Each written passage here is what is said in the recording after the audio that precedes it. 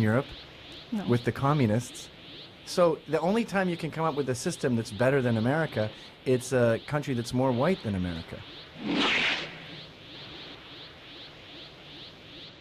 The dominant narrative in America is white people are evil, white people suck, we should be ashamed of ourselves, and I don't think we should be ashamed of ourselves. I think that we should take responsibility for the system that we've created. the best system in the world? Oh, we do not have the best system in Who the has world. a better system? There are many European countries that are much better off Oh, than you us. mean like the European countries with a higher density of whites, like Northern Europe? That's one way to phrase it, I guess. You don't mean Turkey. No. You don't mean Eastern Europe No. with the communists.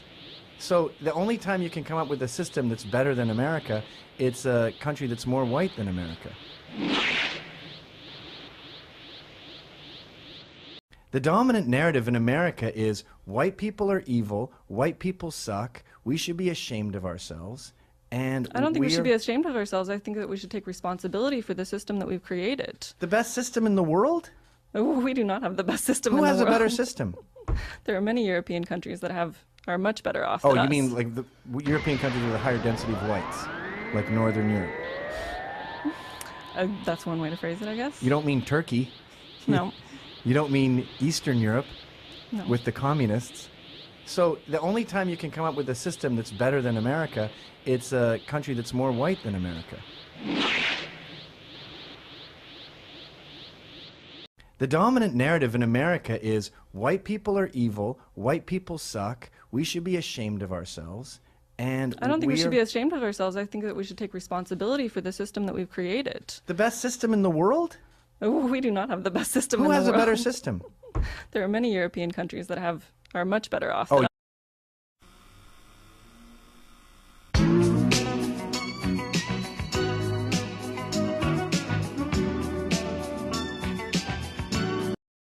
Jews are going to be at the center of that. They are now going into a multicultural mode. Jews will be resented because of our leading role. Schöner Leben ohne Nazis, Vielfalt ist unsere Zukunft. L'objectif, c'est relever le défi du métissage. Aufgrund unserer Geschichte zwischen 1933 und 1945 sind wir The Norwegian society is an ethnic homogeneous society. There is a job to be done. Dann gibt es ja noch was. Jedes Jahr sterben mehr Deutsche als geboren werden. Das liegt zum Glück daran, dass die Nazis sich auch nicht besonders vervielfältigen. Jews are going to be at the center of that. They are now going into a multicultural mode.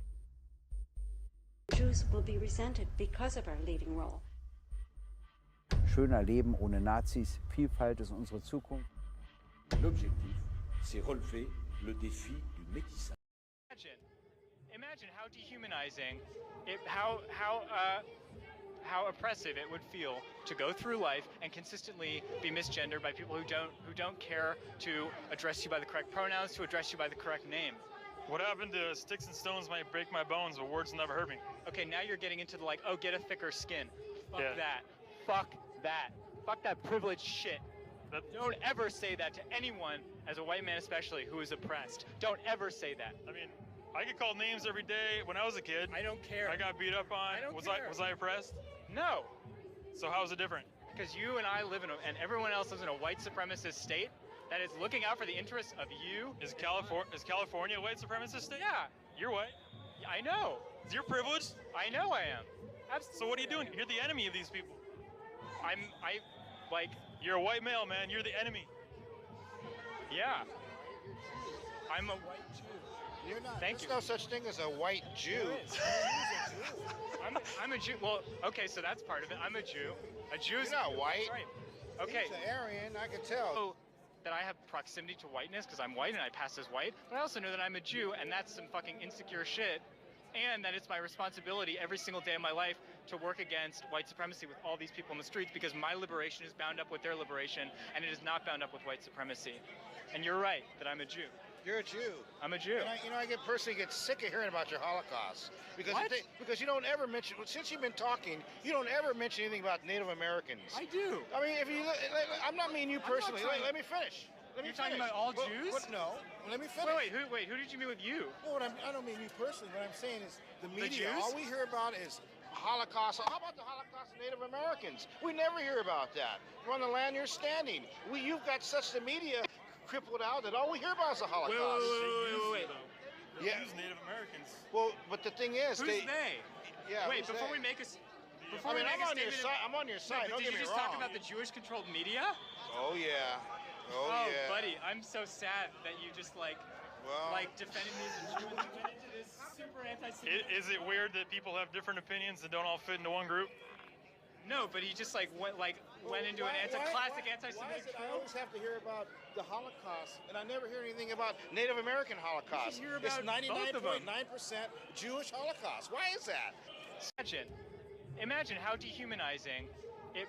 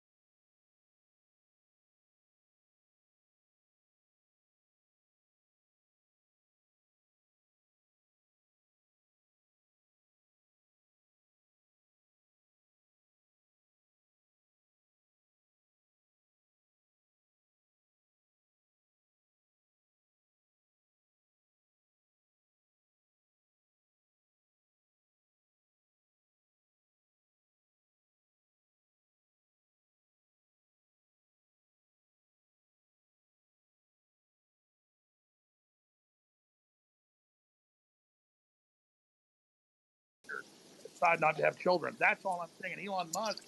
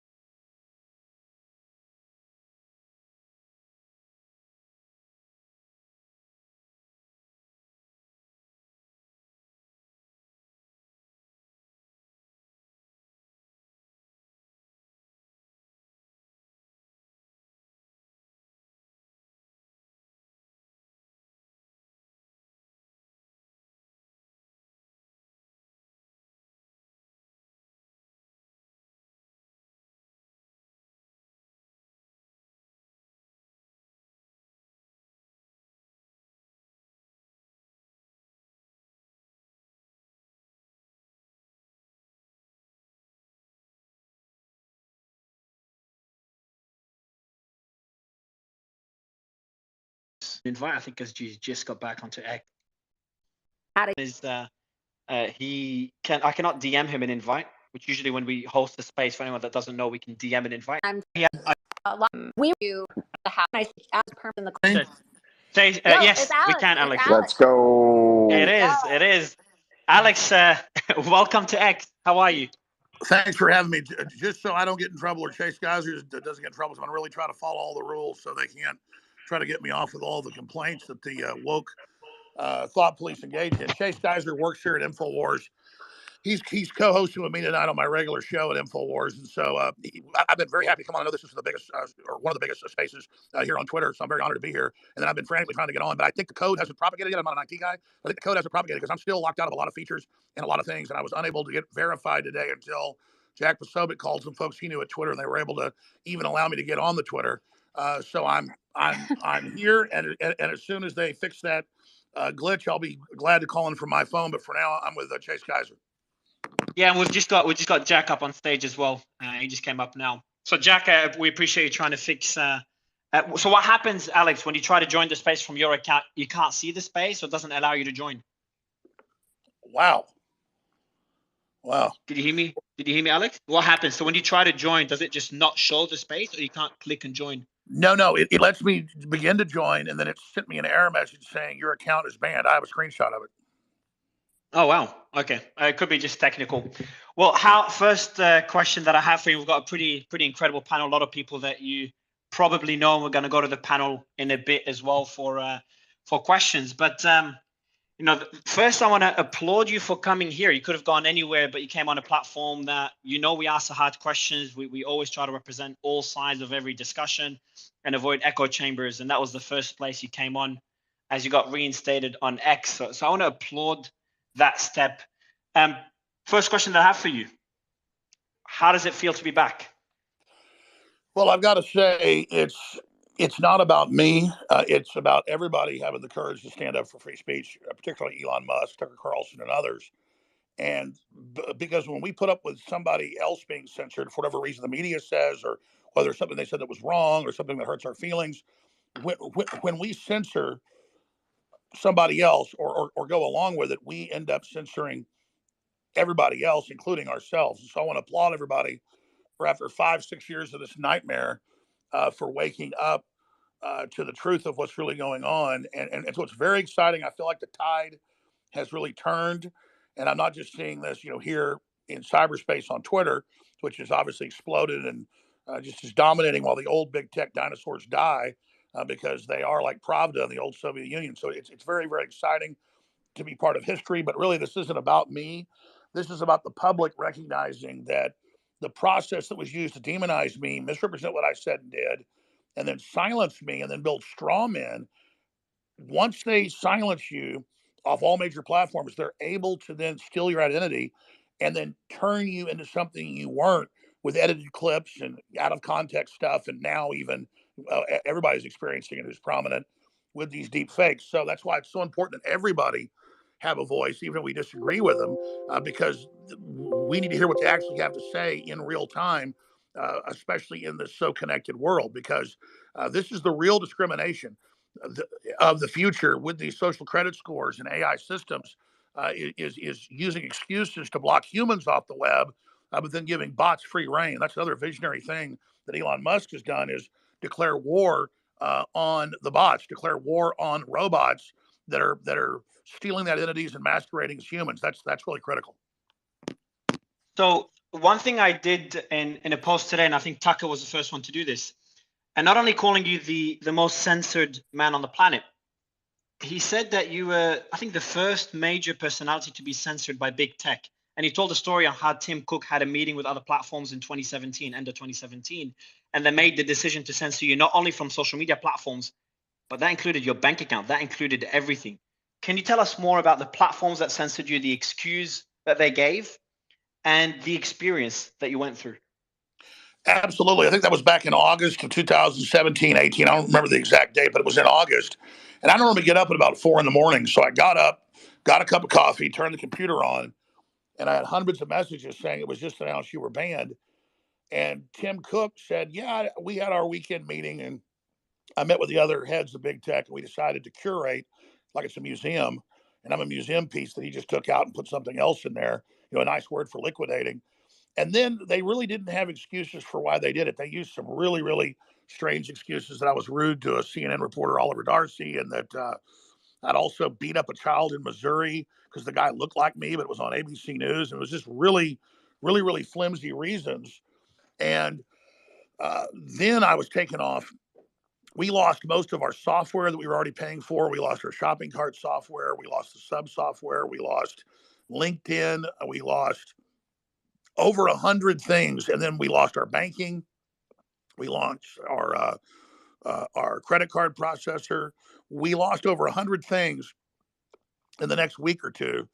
And it was really, really intense. And then they had, we later learned, I'm not going to say names or even get into it because that's what they want attention, but we learned there was a big, powerful New York PR firm that actually does the PR for the UN and also for some of the CIA operations. And that's really what we're talking about here. That's all come out in Congress now.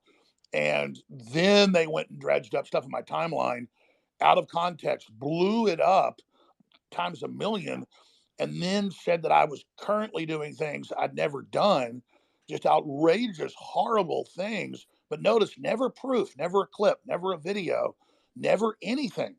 And so, other than like 3-second clips out of context, so I was unable to defend myself. And so they were able to then create this new Alex Jones.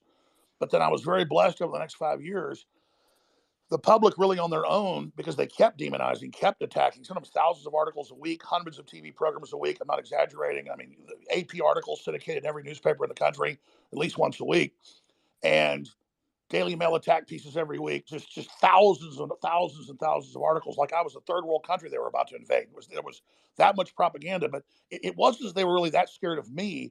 They knew, in documents that later came out, that once they used me as a training tool, like a chew toy for attack dogs, that once the public got scared and didn't defend me and self-censored and didn't promote me, then they could move on to everybody else. So I was simply the first big domino to fall.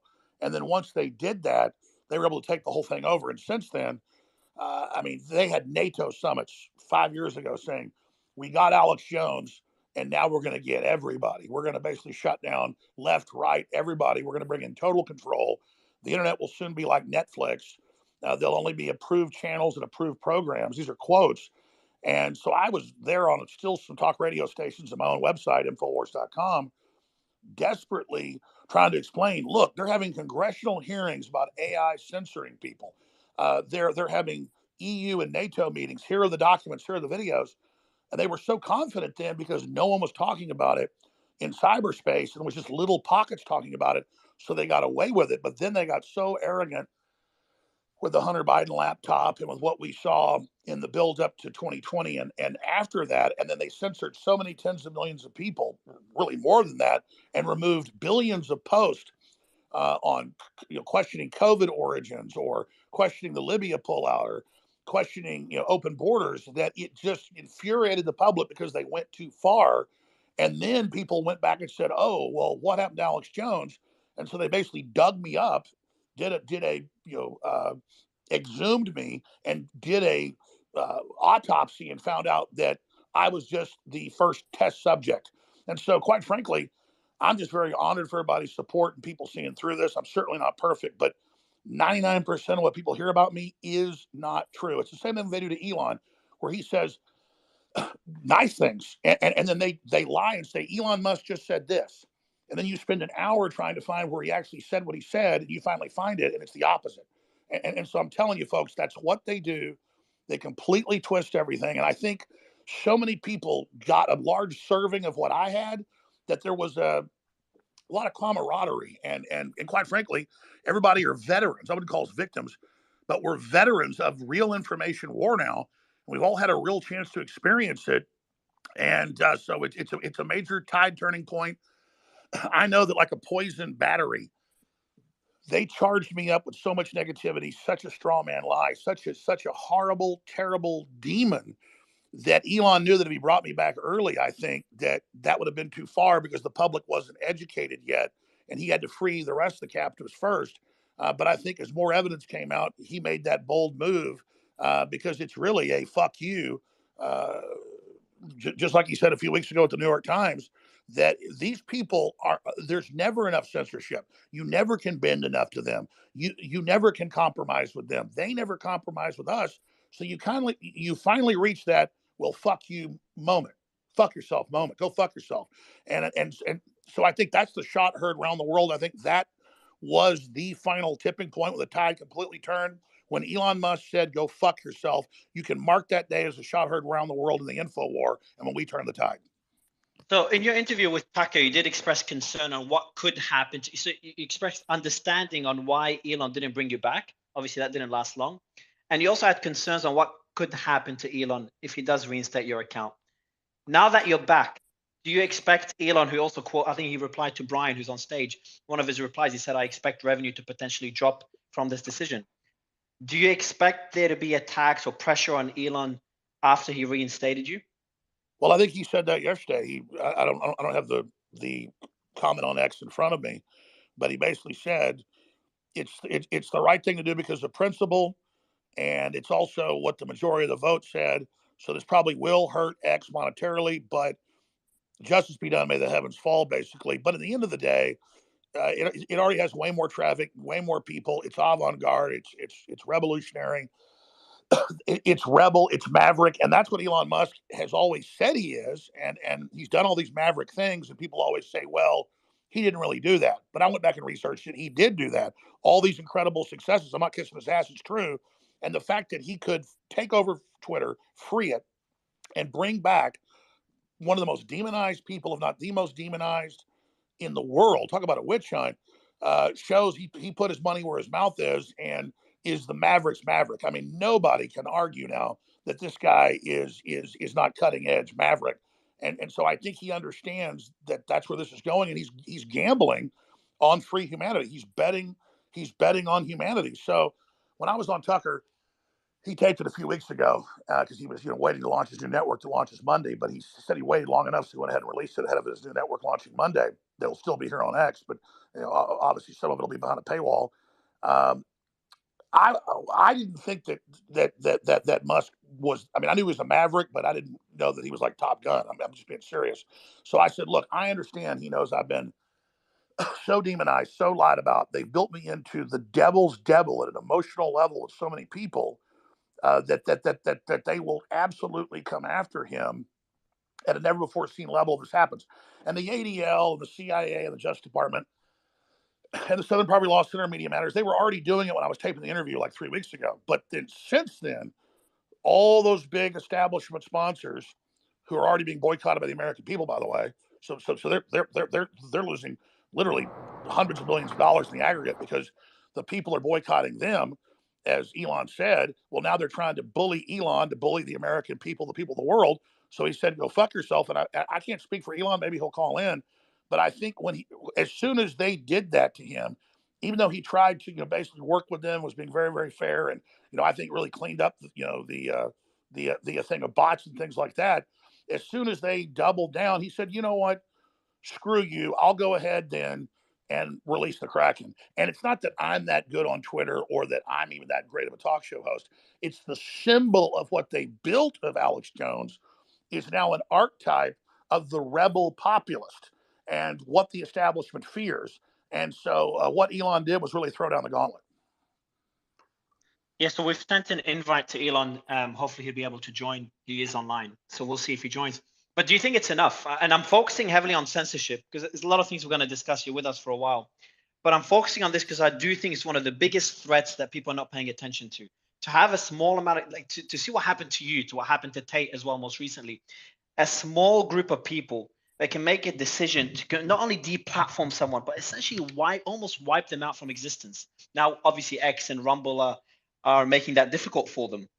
Is a threat to democracy, something that people are not talking about, and something that hasn't stopped. But do you think it's enough what Elon's doing and Rumble's doing on a much smaller scale? Absolutely. I mean, what Elon Musk is doing, and I'm not trying to gush here, but it is 1776 2.0. It is grand. It is amazing. You asked the question earlier, is he in danger? I think Elon's dad is right. I mean, if you don't think Trump's in danger for what he's doing, and I'm not saying he's perfect, but he's definitely anti-establishment, you're crazy. If you don't think Elon isn't in physical danger for what he's doing, he is directly taking on the old, rotting corporate mega bank BlackRock establishment that's trying to bring in a world government, cashless society, social credit score, ESGs, all of this. And he's trying to create, as he said, an alternate plan for history. But instead of forcing it down our throats, he's trying to offer people to come to the table, and all of us collectively, through free market competition, add our 2 cents and build something that's America 2.0 or America, intergalactic, a 100.0. And so, I mean, I've always liked Elon Musk because I would hear him talking 5, 6, 7 years ago, and I thought that's exactly how I think on so many issues. I disagreed with some things he did, but I've seen his evolution into understanding that you can't work with this establishment anymore. They're too stagnant. They're too detached from reality. They're dangerous, and it's time for a new guard. It's time for new leadership. And you see the energy of Elon Musk or the energy of Donald Trump. It's that in and of itself threatens the establishment. They have all these layers of bureaucracy, and so they can deny culpability for the terrible things they're doing. And because of opening up X, it's changed the world. And we've seen the traffic explode. We've seen the engagement explode, and we've seen it accelerate the collapse of the other big tech media operations, because they can only survive when there's no competition. And I know Elon doesn't want to collapse them. He wants to work with them, but they were trying to collapse the Western system of an open free society, branding it as a neoliberal open free society when it's really a giant totalitarian fraud. And so I'm just excited to be here at the dawn of 1776 Part 2. Now, there's going to be bumps. There's going to be a lot of problems in the way. Biden just said last week, and it was confirmed to also be told to Congress by the chairman of the Joint Chiefs of Staff, that if they do not give another $106 billion to Ukraine, we're going to have U.S. troops dying soon on the ground, your sons, your daughters, your nephews. That's what Lloyd Austin told Congress in a closed session, but it was told directly by a congressman, word for word, that wrote it down to Tucker Carlson. And so these people are now threatening nuclear blackmail if we don't keep their money laundering operation going. It's got to end. It's got to stop now. And the world sees that, and the world knows that. So I think instead of this even being a political movement, it's a worldwide Renaissance 2.0 that simply doesn't want to blow the planet up and just wants common sense and wants all the crazy Hitlerian, Napoleonic, corporate war games to end. And so I just think that sanity is beginning to flood back into the discourse. Yeah, so we're going to talk about the Ukraine war. We're going to talk about Gaza as well, and you've talked about it on Tucker's interview. I've got a few quotes from there. It's going to take a few questions from the panel, maybe 3 quick questions. Laura, and then Brian. Thanks, Mario. No, I saw that you were asking Alex about whether this threatens democracy. I think the biggest issue is that this has been a threat to our constitutional republic and democracy all around the world. And we've been blowing the whistle on this for years. I can't help but think back to the day before Alex was permanently banned from Twitter. And that was September 5th, 2018, when Alex and I attended the congressional hearing on big tech censorship, and we called out Jack Dorsey. And it was Republicans who, shouted me out and had us thrown out of the hearing room. And so I think it's important for people to know that Republicans had enough time. They were in control of the House and the Senate.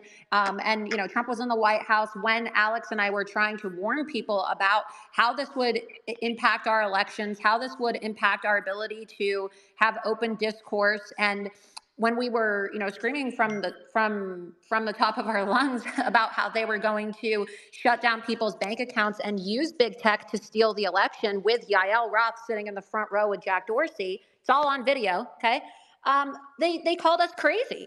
And Laura, let me just back you up on this. I talked to Trump back at the time, and I said, listen, they're already curtailing you way back 90%. And he was still so confident he didn't take it serious. And this is a big criticism of Trump. He spoke some about censorship, but once he got banned, then it became front and center, because again, there's still, especially in really older people, I'm not being mean, but people that are 75, 78 years old, he was like 74 at the time, they have real blind spots. And I mean, remember just a few years ago, they would have congressional hearings and Google would lie to the telecommunications committee and say, no, we don't track anybody's phones or locations. And they'd say, okay, good, I heard that. And congressman would say, why does it pop up on there? Where's that coming from?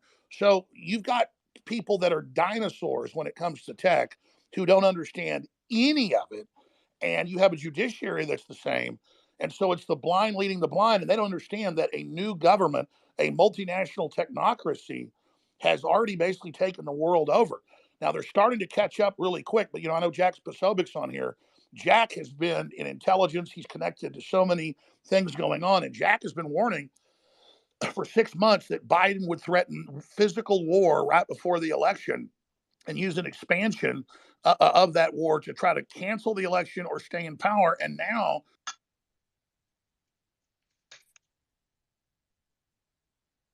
Alex, you there? Did he drop out? Oh, I'm right here. Can you hear me? Oh yeah, I think you got a call. Yeah, go ahead.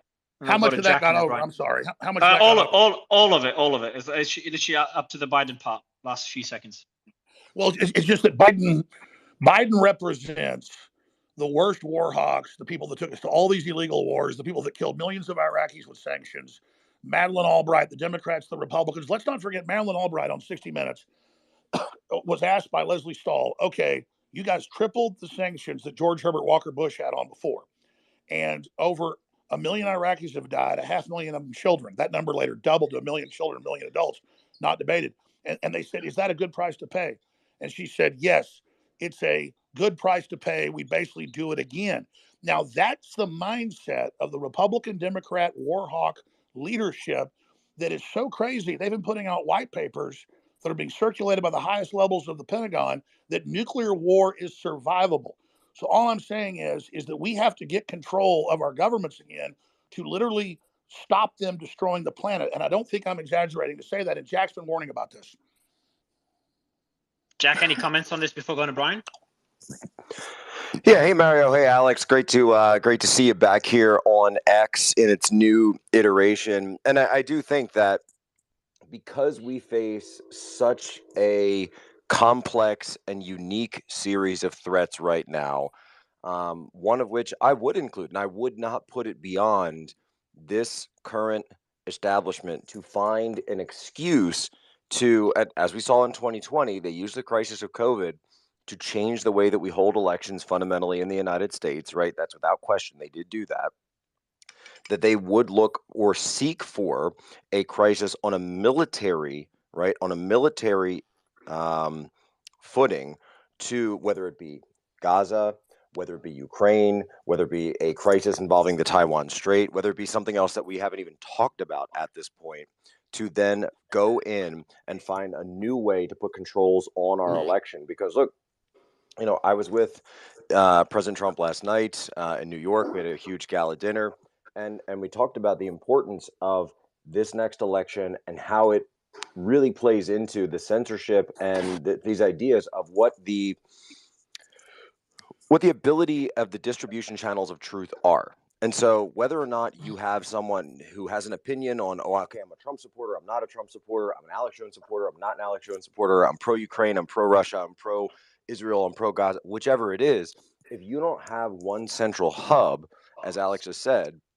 that's allowing for these ideas and allowing for this information to be disseminated, and you've got people that decide that they can put their finger on Mic check and take out somebody like Alex Jones, who was the first one to do this. I mean, Alex, I was with you the day that this happened down there in Congress. That was the picture I posted of the two of us, because this has been the problem since really 2018. And if Trump hadn't, because people need to remember, what's up, Callie? It was like before Trump won the election. It really was when Trump won the election, because you had the head of Google go up there and say on election night in an internal meeting, and Alan Bakari at Breitbart has the video on this, said, we will not let this happen again.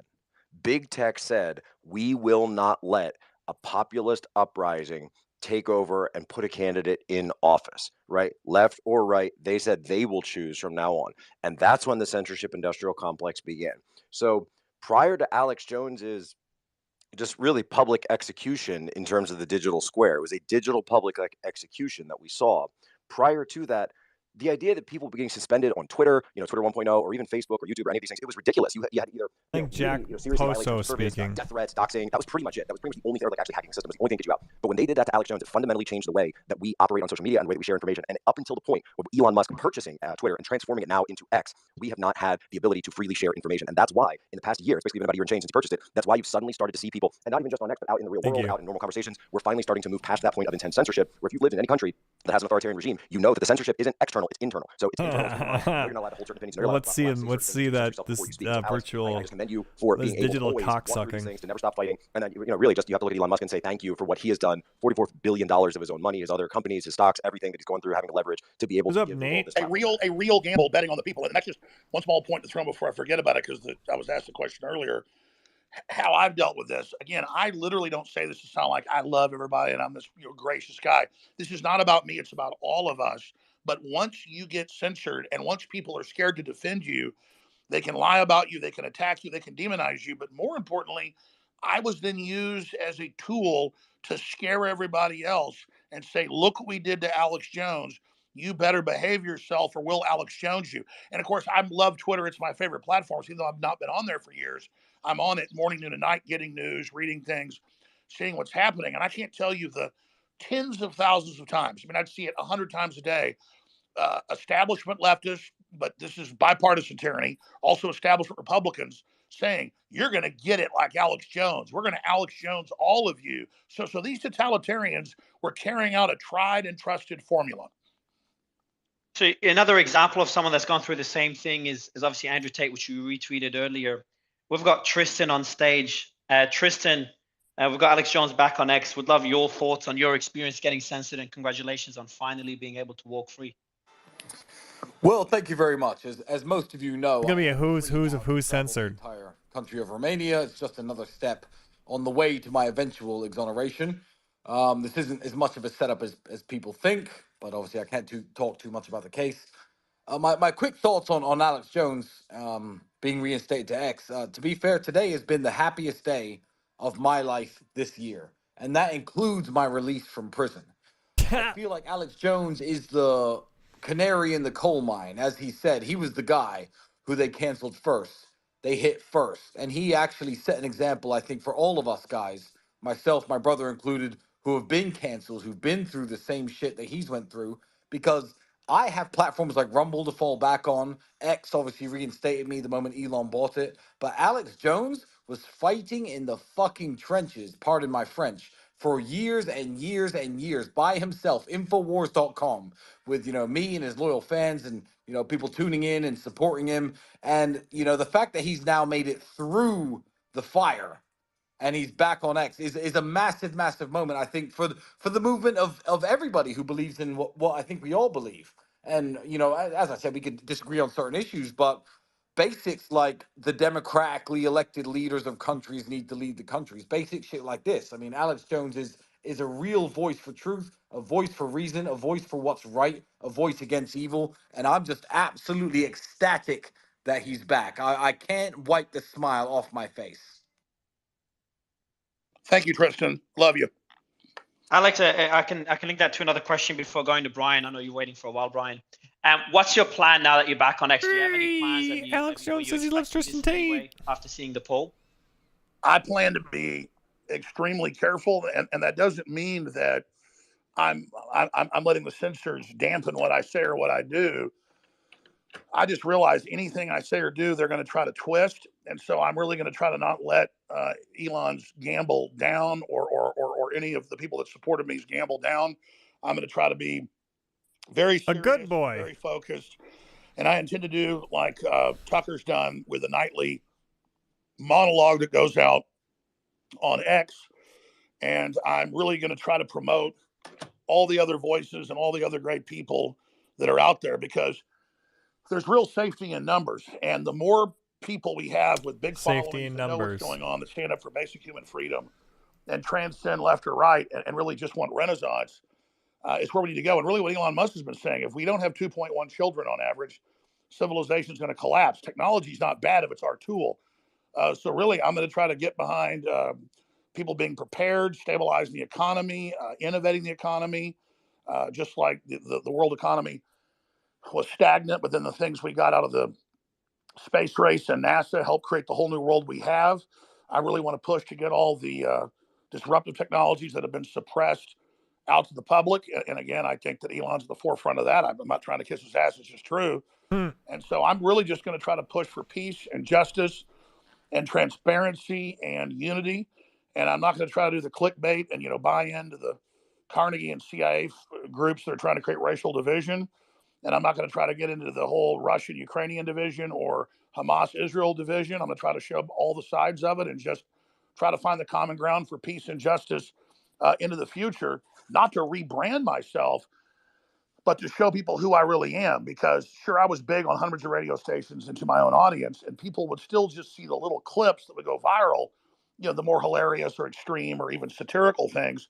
And so now I'm going to really, really try to get my identity back. Really from a selfish position. You lost your identity? It's hurt my family a lot. So I don't care much about myself. Really, I've got thick skin, but it's been rough for my family.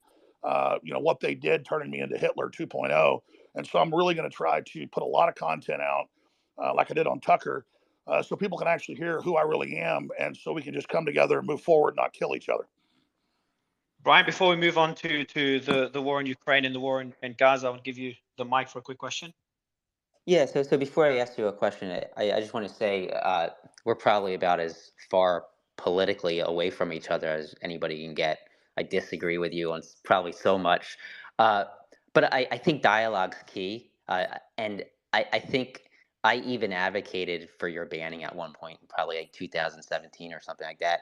And when we were banned in 2019, you were literally the only person to actually speak out for us. So I thank you for that. So I guess my question would be, like, what are your thoughts about the new X? Community notes, obviously that's going to help fact checking. Have you played around with community notes? Do you understand how that works? And how do you think that's going to be used, whether it's for you or against you? I welcome community notes. I mean, I think that it's not censorship, it's a community square. So if I got up in the community square and I said the moon was made out of cheese, or that we should kill all the black people, both things are not true, then people can come up in the square and say, no, the moon's not made out of cheese. Or they can come up and say, no, we shouldn't kill all the white people or anybody. Or so whatever the crazy statement is, the answer is being able to respond to it. And so I really welcome community notes, because then it's not some big corporation like Microsoft with their news guard, who's got one of the worst records actually of truthfulness out there, telling you that they're the arbiter of truth and using sly methods like Snopes and others do to deceive people.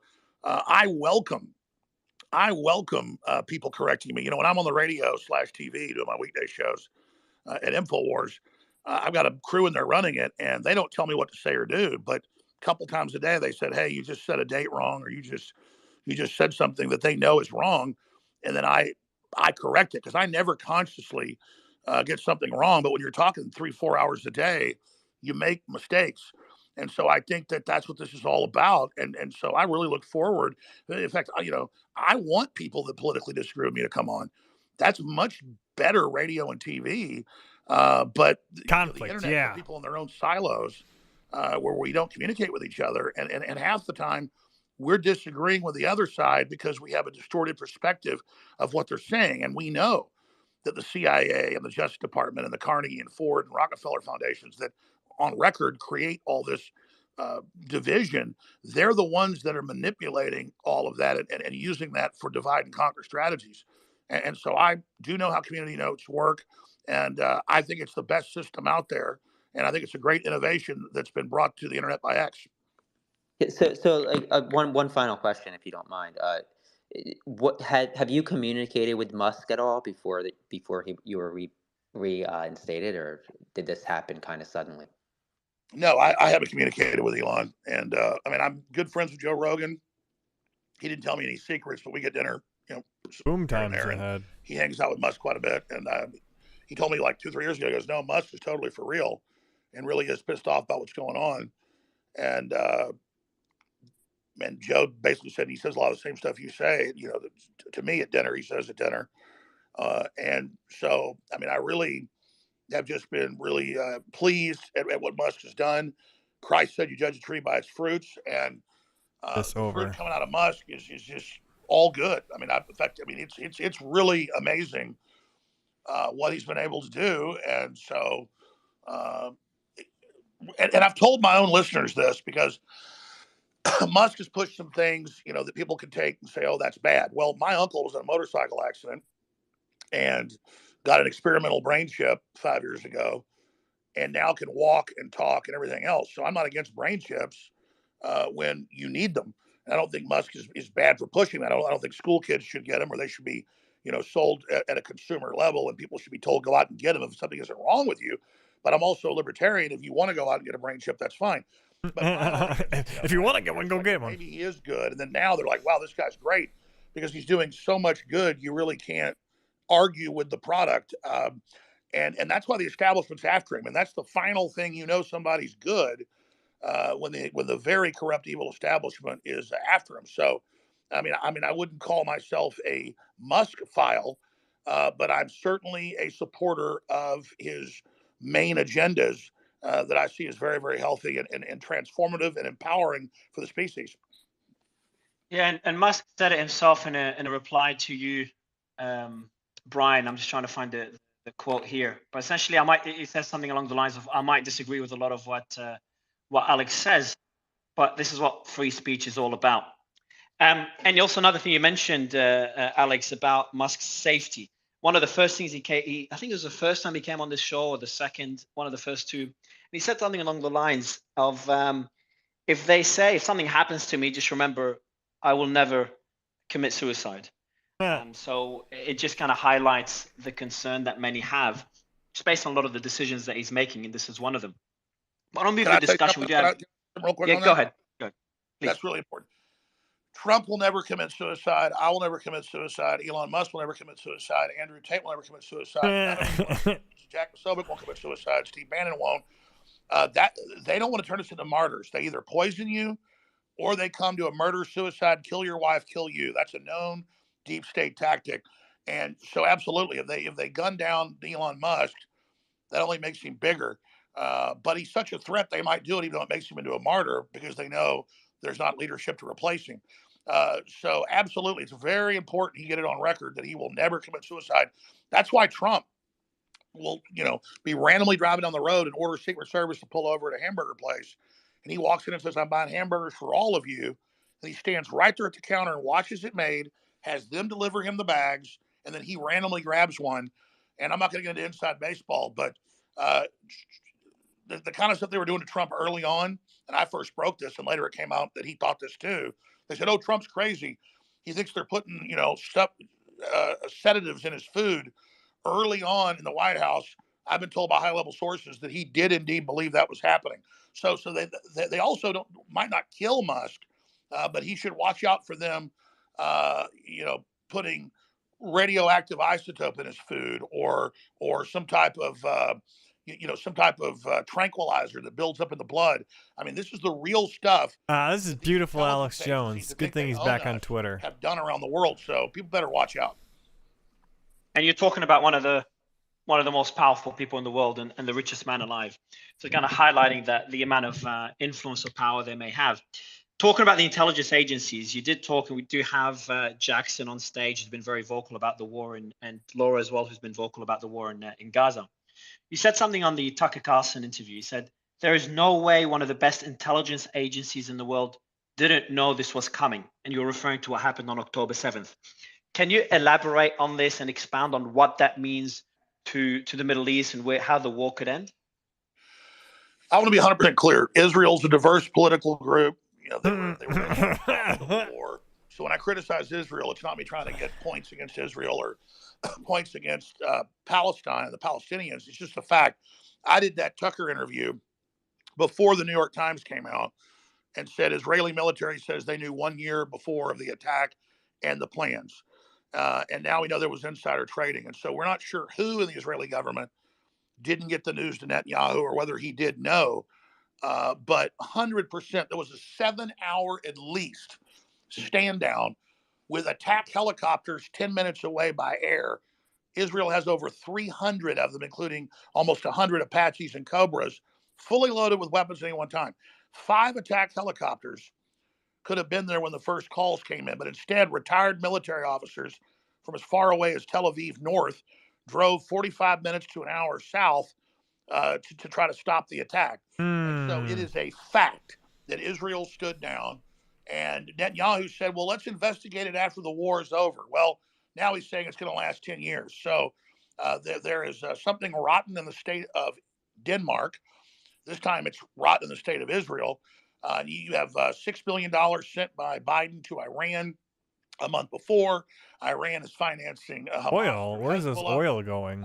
And so I'm not saying Hamas works for Israel, even though Israel helped set it up in the late 1970s. That's on record. There's some larger global destabilization going on here so that the war hawks make more money and have political distractions. So I think what we know for a fact is Israel stood down. We just don't know exactly who or why. Jackson? Yeah, I have a question for Alex. And Alex, by the way, it was great being on your show about 2 weeks ago. I had a fantastic conversation with you. My question for you is, we look at the Trump administration that's probably going to be forming, and the first Trump administration, he, handpicked, or, they kind of had the Republican Party put a bunch of people in that were deep state appointees that were very pro-war. It wasn't until the end of the administration when we saw more rational minds like Colonel Douglas McGregor begin to rise up. So in this next Trump administration, obviously, I think he's going to be filling the spots, the important spots, with those anti-war voices, given everything that's happening with China, Russia, Gaza, and all the people that want to go to war right now so much with those countries. But Trump is only going to be in office for 4 years, and then who's next? You're going to have another pro-war spokesperson like Ron DeSantis probably running, and Gavin Newsom. So what's the answer to how we can actually rid these anti-human Malthusian scum from our government? Does Trump have to lock them in prison? I mean, I personally would support that, but how do you think we actually rid this problem once and for all? Well, I don't know if Jack Posobiec's there, but he and Steve Bannon are probably the smartest people on this subject. So if he's still there, please pop in after me. But let me just give you a 35,000-foot view. What you said is totally true about Trump thought, hey, this is like a business. I'm going to come in, bring people in.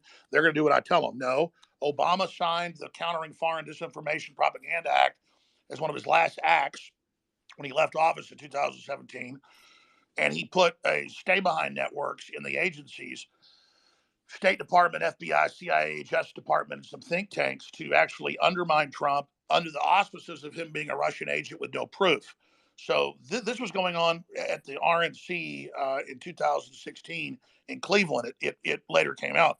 They'd already designated him with no proof as a Russian agent and turned these systems loose on him and the American people. So Trump has said when he gets in, he is going to purge the leadership of the U.S. attorneys, all of them, which Clinton did that as well, so it's constitutional. That's why they say he's going to be a dictator and he's going to kill everybody and prosecute his political enemies. They're the ones that have been doing that. All he's got to do is remove them, and he's been provided with lists now and is now listening to people that knows who's who. I mean, well, let me tell you, the deep state really came after me in 2018 when I went on air and said, Fiona Hill is on the board of George Soros's Open Society. Fiona Hill is one of the top writers at theglobalist.com. Fiona Hill, working with McMaster, are inside operatives, and they're the moles. And man, I mean, all hell broke loose.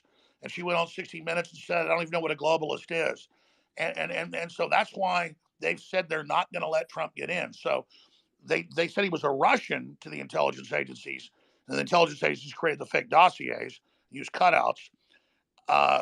Now they're saying he's going to be a dictator, and so he's got to be stopped.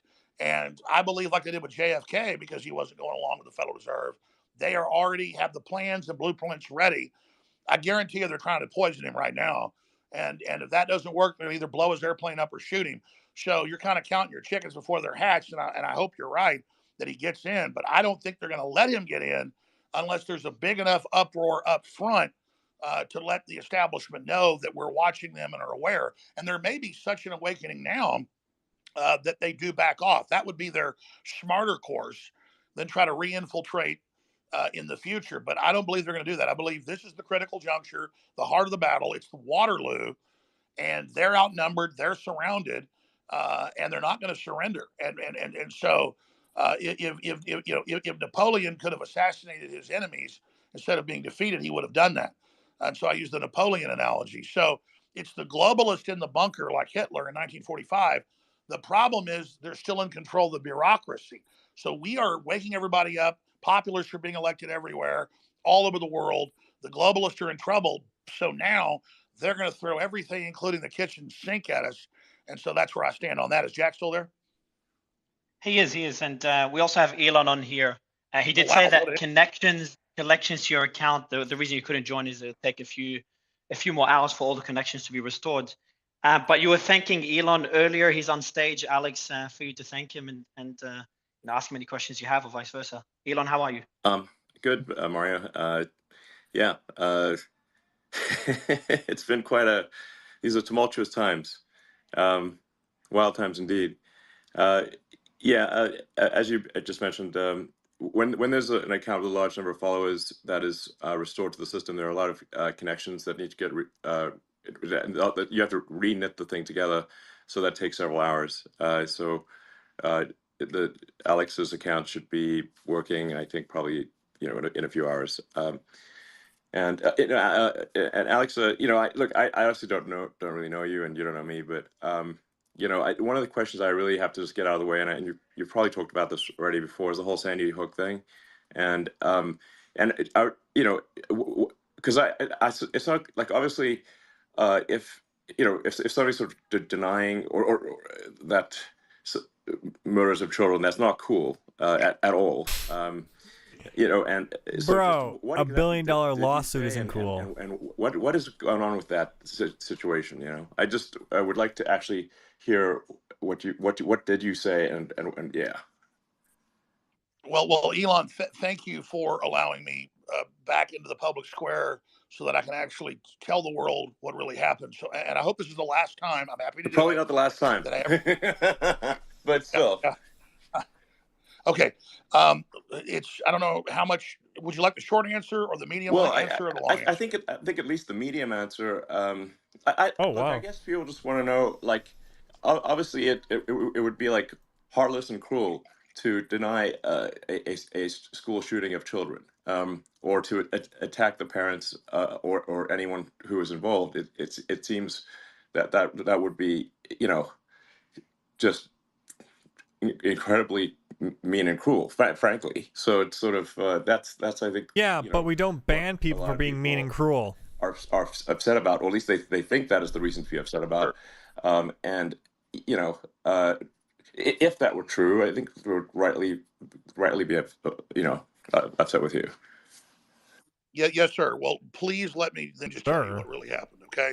And if you want me to send you a dossier with clips and videos and articles, I mean, post it to your account, Yes, sir, I will do that. So let me tell you what happened. I'm a guy that didn't go to college. I mean, a few years of community college. I started out on Access TV 29 years ago. I was not professionally trained, and by 2016, I had 30 million viewers and listeners a day conservatively. I was the biggest show, as big as Rogan is now or bigger. And I had a very small operation and did not even understand how powerful I was. And so when that event, I just call it the school shooting, which I do believe happened 11 years ago, the internet exploded, and it was a top story for off and on for years with all these professors and former school safety people and all of them saying they believed it was a drill. And I simply covered them covering that. What was entered in court against me in both cases where I was found guilty by judges, kind of like in New York, there's a judge in Trump's case, not even a jury, in his real estate case. And then years later, after Trump got elected and after I was deplatformed, it made me bigger. And so suddenly I would wake up and there would be sometimes 100 articles or more a day, every major news channel saying that I was currently saying nobody died, currently sending people to their houses, currently peeing on graves. I didn't even know these people's names. I only said one of their names ever. Now, I believe their children died, and I understand all that. Okay. But I'm saying, imagine I was not deplatformed. No mention of the school shooting in Connecticut for like 6-7 years. Then they go back to my timeline, and it turns out it was a big New York PR firm, Democratic Party.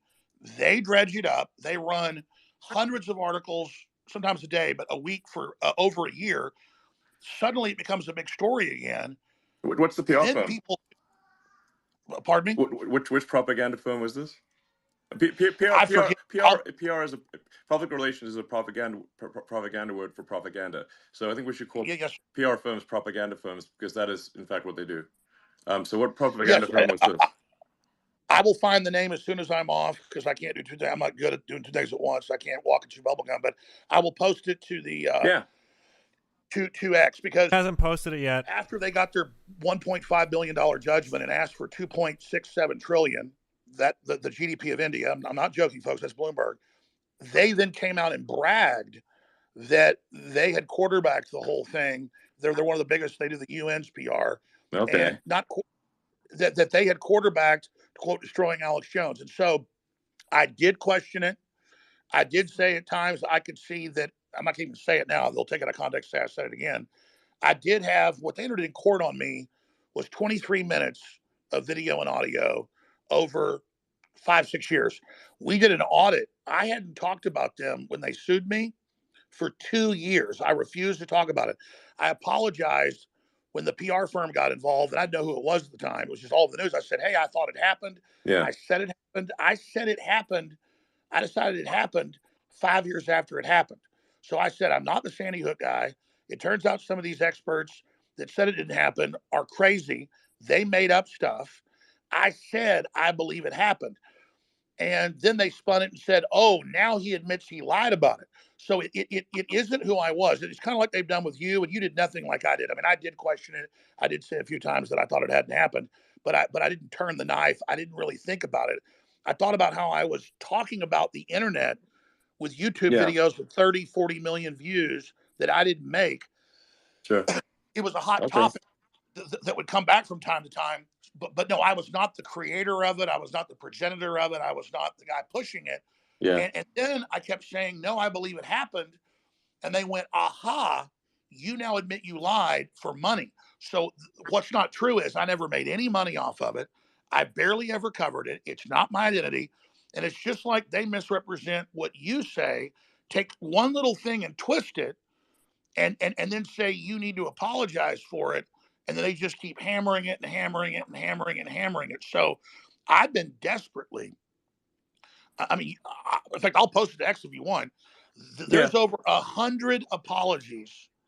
Sure. That I've given, over 100. In fact, probably 500. Every show I go on, they ask this. I apologized on Joe Rogan's show 5 years ago. I apologized on Patrick Ben-David's show 5 years ago. I mean, these are prominent ones. I apologized on every show, and I'll say it again.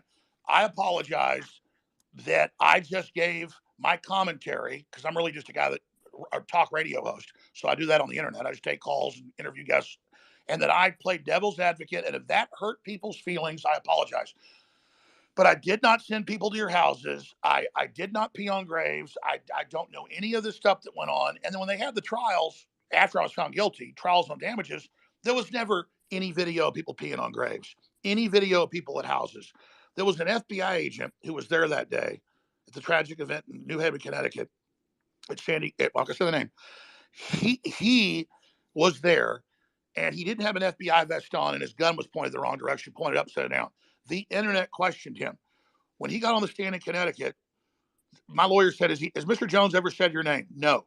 Has Mr. Jones ever put your picture on the internet? No. Have any of his hosts done it? No. Has InfoWars ever put your picture out or said your name? No. What happened to you, sir?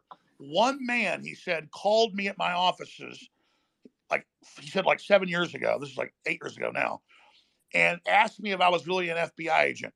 The jury gave him $94 million that doesn't exist. $94 million that never said his name. So I challenge people to find me say any of their names. I said one guy's name, and I apologized to him on the stand. The thing had probably 100 million views on 5 or 6 different YouTube videos of him smiling and laughing before he walked to the mic. I played the clip one time and said, yeah, that looks like he's an actor. I did not attack him, did not come after him, did not say his child didn't die. And look, I don't want to fight with him, though. I said to them in a deposition, I said, I will chop my pinky finger off with a meat cleaver right now. And I will, if you'll just leave me alone and stop saying I made hundreds of millions of dollars off of you, and stop saying I'm attacking you. So it's very simple. I have become, and I know what happened. The media ran a year of articles attacking them in my name, saying things I never said as a straw man, enraging them against me. And then, so they've been victimized. They've been manipulated by a PR operation. And so I would love to come on X with the families. I'd love to raise money on this show or your show, Elon, or any of them. I'd love to come on here and raise them $10 million for gun safety awareness next week. I would love to. I would love to be in an open panel with them. I would love. Okay. Okay. It actually looks like Ed Krasenstein wants to talk. Maybe Ed, it'd be good to hear from you. Yeah, so I kind of have a question for you, Elon. So let's Okay. say Well, that. okay. I mean, this is not an opportunity to interview me. No, it's in regards to Alex Jones though. It's related. So let's say Alex Jones or somebody else does the same thing, but clearly directly claims that a school shooting did not take place when we know it did. Does that future person or Alex Jones get banned, or is the new policy that they remain? We need to look at the circumstances there. The rule that we're trying to follow here is to obey the law. So obey the laws of the United States, obey the laws of the countries in which X is present, and really do our best to not go beyond the law on the premise that if the people wish the law to be different, then the people will ask their representatives or their leaders to change the law. But otherwise, our goal is to Alex Jones didn't break the law. As closely to the law as possible. So if somebody says something that is unlawful, then we will take action. If someone does not do something that is unlawful, then we would aspire to not take action. If the laws change, of course, then we will adjust our behavior accordingly. So that's sort of the general approach that we're taking. And now that we have community notes, which, while it's not perfect, I think it's the best fact checking that I've seen on the internet. And so if someone were to post false information, they can be community noted. It's always important to say, like, no fact checking system is perfect. If perfection is the standard, you can just basically dispense with all fact checking because nothing will be perfect. But really, it's really how good is the batting average of any fact checking system. My observation of community notes is that the batting average, the probability that the note is correct is very high, much better than anything else that I've seen on the internet. And everything in community notes, the code, the data, everything is open source. So you can independently recreate the outcome of any note as a third party. So it's full transparency. So I think that having the community notes capability is a very powerful. It's the most powerful disinformation weapon that I'm, for actually combating disinformation. I agree. Yeah. Can I throw something in real quick here? Sure. Look, this is why I believe what people were saying and actually questioned and for a little while thought it might not have happened. We were lied to about WMDs in Iraq. We were lied to about anthrax in Iraq. There was Operation Northwoods. That is true. There was Operation Northwoods in 2000. ABC News, declassified. U.S. government plan to stage fake mass shootings and blowing up airlines with people that would take off and would land, CIA, and then they would actually just blow up a drone plane and then claim a mass event had happened or claim a mass fake shooting happened. So Jussie Smollett lied about what he did. Hezbollah and Hamas, Hezbollah ran it, did kill a lot of Israelis. I condemn the attack, but it wasn't true that they cut a bunch of kids' heads off. Even the White House and Israel has to admit that. Well, people came out and said they didn't believe that there was proof that Hamas cut heads off. So the establishment view was they did cut heads off, but they didn't. So how do we penalize people if somebody wants to believe the earth's flat, they have a right to, and the community notes everybody else can challenge them. But it's the establishment lying so much that makes people not believe anything, and then they lose faith in everything. I'm actually worried about this because a lot of my audience is so disillusioned. They think I'm an agent or something too. I'm not. So I don't know how we handle this, but I think the government and the media and the think tanks and the PR firms, the propaganda firms, as Elon rightfully said, have been lying professionally so much they've poisoned the well where no one knows what to believe. They've created a smoke screen. And so I don't know how we deal with that other than getting the Yeah, community. Alex, I just want to be clear. Like, Hamas does have a habit of cutting off heads. Like they're quite proud of cutting off heads. This particular circumstance, perhaps there is some uncertainty, but they do cut off a lot of heads, and that is there's no question about that. And they appear to be quite jubilant. They're quite happy when they cut these heads off. Elon, So I don't like Hamas. I don't yeah, like the Muslim Brotherhood. I don't like Hezbollah. You're right. That is a hallmark. Like they're proud of cutting off heads. Is my observation. No, and I agree. Yosemite Sam's, Yeah. his hallmark is shooting his guns and a red beard and he's short. Hamas's calling card is cutting off heads. I totally agree, but I'm saying they do that a lot. You're right. Yeah. Elon, do you mind if And mind Twitter, if I jump and in for a second? Twitter 1.0. Hold on. Yeah, go ahead. Yeah, I'll say Laura, too, go to you Twitter- right after. Yeah, guys, Oh my God, what a mess. Go ahead, Vivek. I just wanted to, share one thought in response to Ed's question, which is, let's take the content of whatever speech it was that's issue off the table, kids being shot in schools or otherwise. I think there's two kinds of ways to worry if you're worried about the spread of misinformation or false facts. One is let's deal with the content of the speech itself. And Elon talked about community notes as being, imperfect though it is, maybe the best method out there on the internet. And I think that that's one set of discussions to have. That's quite a different thing from what the law certainly looks at as the most draconian First Amendment violation, which is what it calls a prior restraint, which is to previously just restrain a person from speaking, period. And I think that that is, no matter what the content of the speech is, it's quite a different thing to say that because of who you are or what you have said in the past, you may not say another thing in the future. And so I just think that those are two different concepts. I just, for one, just wanted to share my experience of my Alex Jones experience, if I may. That is perfectly said. Yeah. That's because you don't cut somebody's tongue out. Yeah. Even if I did bad things in the past, and I certainly wasn't but perfect. you know what? But if people say false things, they deserve to have the consequences for that particular speech aired out in the marketplace of opinions. And community notes is one feature of doing that. And I think that's a legitimate discussion to have. But the idea, first of all, let's just make the observation that if somebody has once said a bad thing, then they'd be restrained from speaking. Most people who have been in a position of prominence in the U.S. federal government would not be allowed to speak again in other forums if that was the standard we were applying, right? I mean, you think about anybody who's been in the CIA or the FBI in a position of saying that the Hunter Biden laptop story was false or COVID didn't start in a lab in China. So we could go down that whole rabbit hole. But well, yeah, I mean, as Alex said earlier, I mean, and this is not meant to be any kind of attack on George Bush, but George Bush did say, George Bush II did say that there were WMDs in Iraq. He said it not once, but many times, and that and a lot. He did not have sufficient evidence to make that. And statement. A lot more people died as a consequence of that statement exactly. than of anything that Alex Jones has incorrectly said.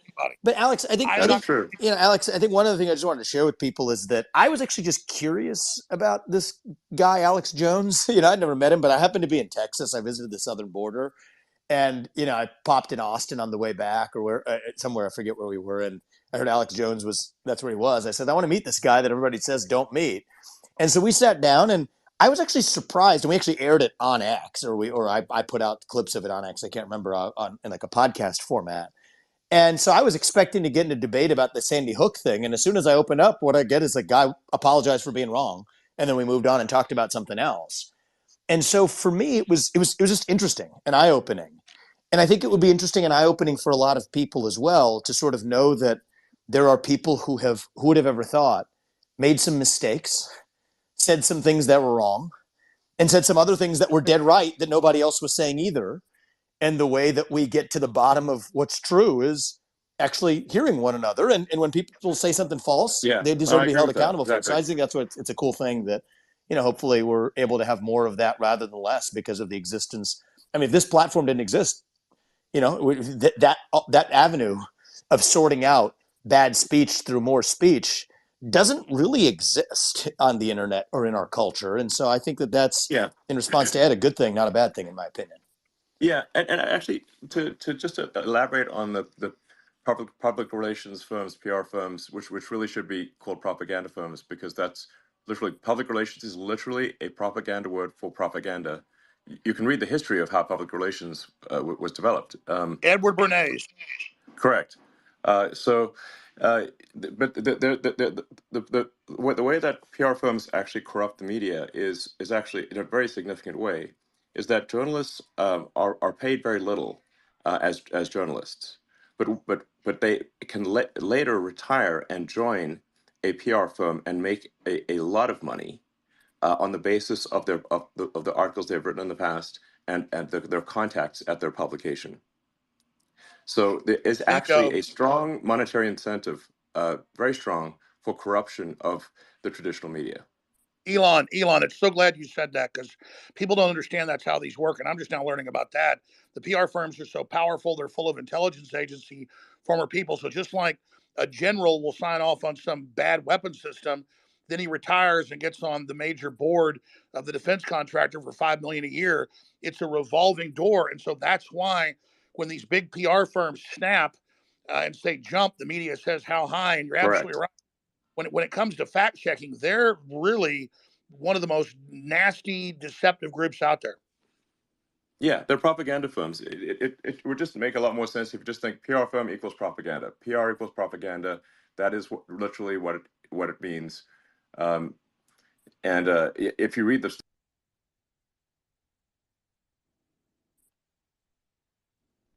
I think you're dropping out, Elon. Is he dropping out? Is he dropping out for anyone else? Yes, he's dropping off for me. Elon, you said. Yeah, you just dropped out, Elon. I think you're back now. Oh, okay. Is your mic working? It is. It's good now. It's good now. My mic is working, but I'm just back. You were on PR firms. You were on PR firms equal propaganda. Yes, it's the public should really understand that public relations literally just means propaganda. PR firm means propaganda, and the PR firms have very strong control over the traditional media, because that's where journalists go to retire and make tons of money. So there's a very strong monetary incentive for journalists to do what the PR firms say, because they know that is where they're going to get rich in the future. Bingo. Elon, a question is more for Alex, and me and Alex were discussing it before you jumped on, is the pressure, if any, that you've faced since reinstating, or since you said you'll reinstate Alex. Now, Alex, kind of referred to extreme scenarios where your life could be in danger because of what you're doing with X. I know you mentioned it briefly in one of the first spaces we had. You made a joke about, hey guys, if something happens to me, I'll never commit suicide. But how much pressure have you faced in recent months? Obviously, we've seen the back and forth with a few organizations that are trying to censor others. And has that increased since you reinstated Alex? I mean, at this point, reading the sort of legacy media is just depressing. I accidentally once in a while will go see like Google News or whatever, or Yahoo News or whatever, some random thing, and I'm like, this is just. I mean, frankly, the quality of the propaganda isn't even good. Look, if you're going to do propaganda, at least make it entertaining. And I find it's dull, boring. And just not even well written. Well, that's right. They'll put out one thing and then they all parrot it. It's a dog. It's like lazy propaganda. It's like work harder. We've got Andrew Tate here as well. Andrew, how are you? Andrew, your mic, is it working? You got to unmute bottom left corner. Can you hear me? We can, yeah. How are you? Yeah, I'm good, friend. I'm in the middle of a poker game, but since this is the battle for humanity against the Satanists and the Matrix, with its constant deception of the populace, I thought I would jump in and say hello to everybody. Your thoughts, hello. Andrew? We had your brother on earlier, Tristan come on earlier. Your thoughts on Alex Jones being back on X? I'd rather hear his thoughts on Elon Musk being the biggest maverick of the last 500 years. I'm not kissing ass here, Elon. You've got big ones, man, on every front. You are literally overturning the entire power structure. I was just going to say this and let Andrew get in, but I just want to say this while you're here. I mean, you are literally changing the entire paradigm and you've definitely got the system scared, and so everybody needs to support X. Everybody needs to support the sponsors on X. I personally am doing all my Christmas shopping this year with all the great gadgets and stuff that are on X. But I'm going to shut up now. But I would imagine instead of talking about Alex Jones, I'd like to hear Andrew Tate talk about or ask questions to Elon Musk. Yeah, well, Alex is certainly a friend of mine. I've known him for a long time, and I'm extremely happy he's back. I've celebrated that publicly, but Alex nailed it. Elon is taking the biggest risk here. It takes unlimited energy to propagate lies. You have to continually repeat them, and you have to continue to try and falsify information and hide the truth to keep lies afloat. And this simple purchase, you call it simple, the purchase of a simple website has literally cracked the matrix in real time, and it becomes extremely difficult now to run the psyops they were previously running and enslave the populace, which is their primary goal. So Elon is a hero, absolutely.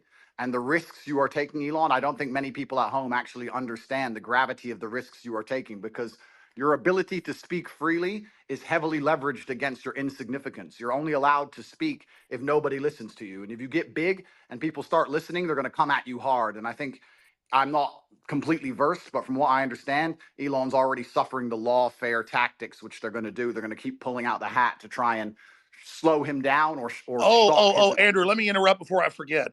I don't give him any attention. The same law firm that came after me with these PR firms. You've just dropped out, I think, Alex. He's just dropped out? Anyone else can... Yeah, I think he got a call. Now you got a call. Yeah, go ahead, Alex. There is a 3-letter agency running this.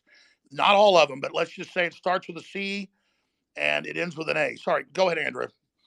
Yeah, absolutely. And there's liberal NGOs which will sponsor agents of the Matrix. They'll sponsor females to end up in a house party and then lie to try and then put you in a Romanian jail cell and get you sitting with the cockroaches in a dungeon. And it's a very scary world where you get to a point where you're only trying to tell the truth, and they're going to punish you for that using endless lawfare.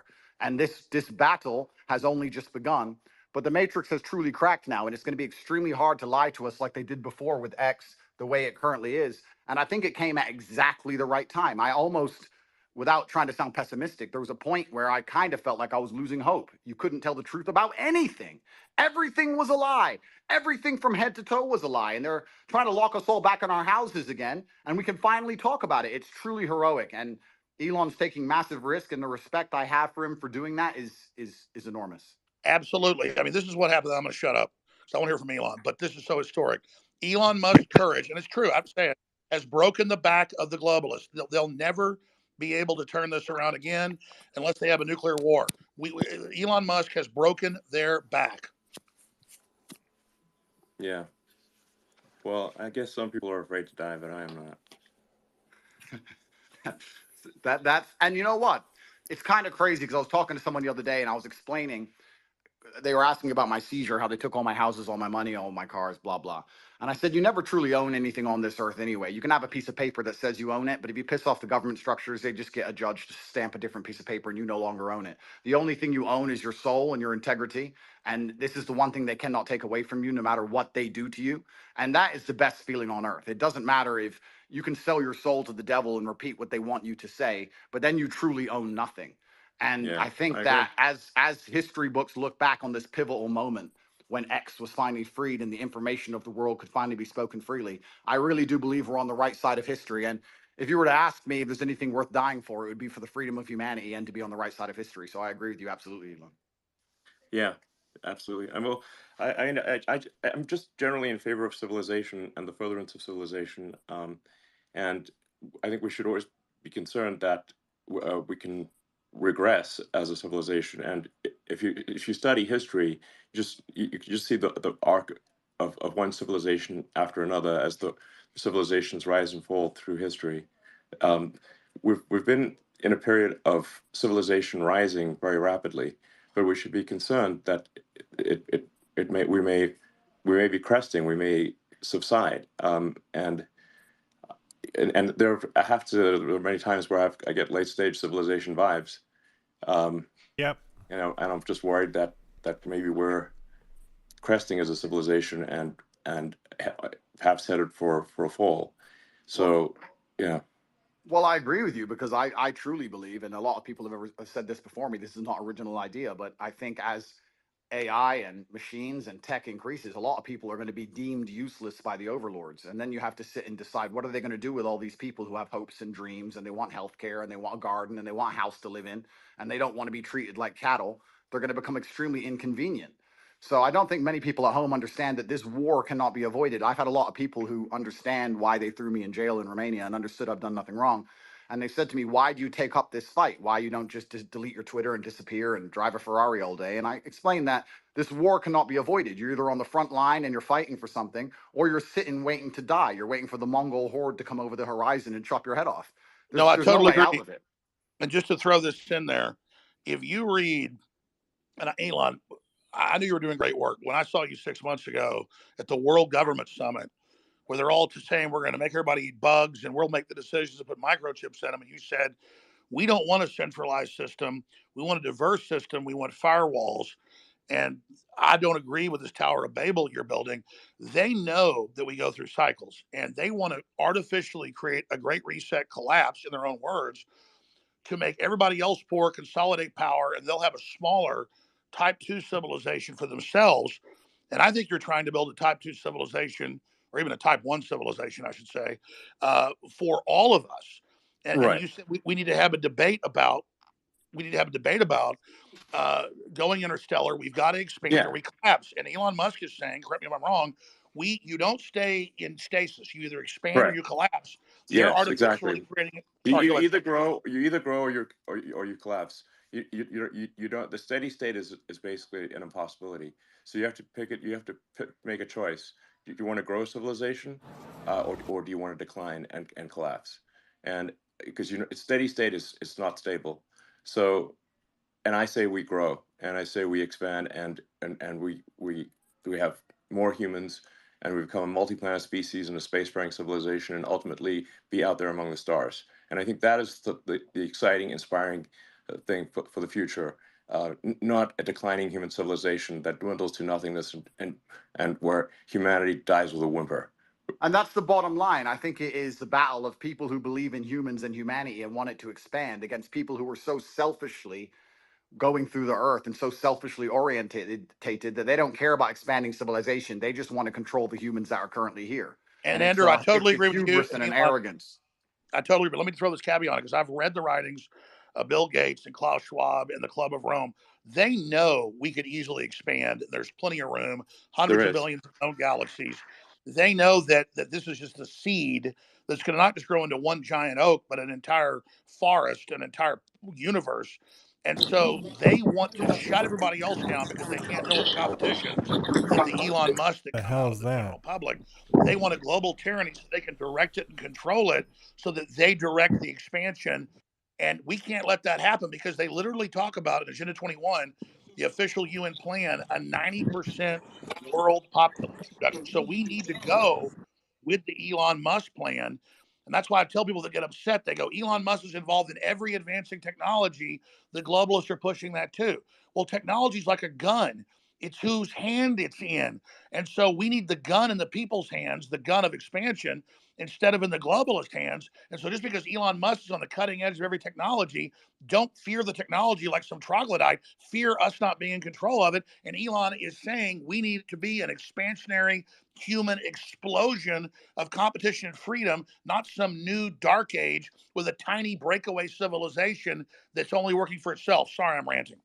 No, but you're completely right, because if Elon doesn't push these boundaries, they will push these boundaries. And once they have the sole control and the monopoly over such technologies, it's over for all of us. And I don't think most people understand. It simply is the humanistic view against the death cult view. And there's people in the world who have no interest in growing humanity, no interest in advancing the species as a whole. Their interest is in power and control. And all they want to do is have absolute power over the people that currently exist and their children. And you can talk about all the perverse reasons they want to do those exact things, but it's truly scary. And all the people at home who don't really understand the gravity of this fight, they seem to think it's right wing, left wing, ha ha ha. Yes, exactly. They're thinking about it the wrong way. It's sorry, I just got a little X here. Little X. But you're totally exactly. This right left is it's the wrong way to think about it. It's the sort of the extinctionists versus the pro-humans. And once you see that it's extinctionists versus the human, the pro-humans, then it becomes very clear. So, Elon, when are you going to? I know you got to ban all the extinctionists. Really, when you talk about we need to create a plan B for humanity, well, that's really no. It's not a plan B. I mean, an alternate master plan, because the globalists are in control right now. You're trying to wrest control with us, helping. I mean, when are you going to put out your battle plan, or you're already putting it out in pieces? No, I mean, what I'm saying is that actually, I think we should expand humanity. Like basically, we should have basically more kids. Population should increase, and we should become a multi-planet species, and make life multiplanetary. Build a self-sustaining civilization on Mars, and then ultimately, this will be long after I'm dead, probably, but. Well, almost certainly, we can go to other star systems and go out there, and I don't know, maybe we'll find some long dead alien civilizations. And I don't think we want to be one of those lame one planet civilizations that never got beyond its home planet. I mean, we gotta what are the aliens going to think of that? It's like we got to make a good showing. Team Human. Well, Let's go. and that would absolutely that would be certainly disappointing. But it's essential, and truthfully, it's so amazing we'd even speak about these things. Only 2 years ago, you couldn't even speak about these subjects, but it's so pertinently obvious to anyone who pays attention, and it is scary. And expansion and humanistic views are certainly the way to progress, and it has to be done. There's no other way. Just like a business, just like you guys said, if you stand still, you die. And it takes a few brave people to break the matrix. You have to break the dam. And I think bravery is so important because it puts a crack in the dam, and it shows that if there's people out there brave enough to risk getting canceled, risk lawsuits, risk lawfare, then it's going to inspire bravery amongst the rest of the populace. And it becomes extremely hard to lie to brave people. And I think that that's one of the largest pandemics of Earth today is bravery. And when I say bravery, I don't mean that in any kind of negative connotation. Bravery is being full of love and loving the people around you and sticking up for your community and loving where you live and loving your country. And it's brave to do those things. And it's love. What do the globalists teach us? Children are bad. We're ugly. Humans create all this racial division.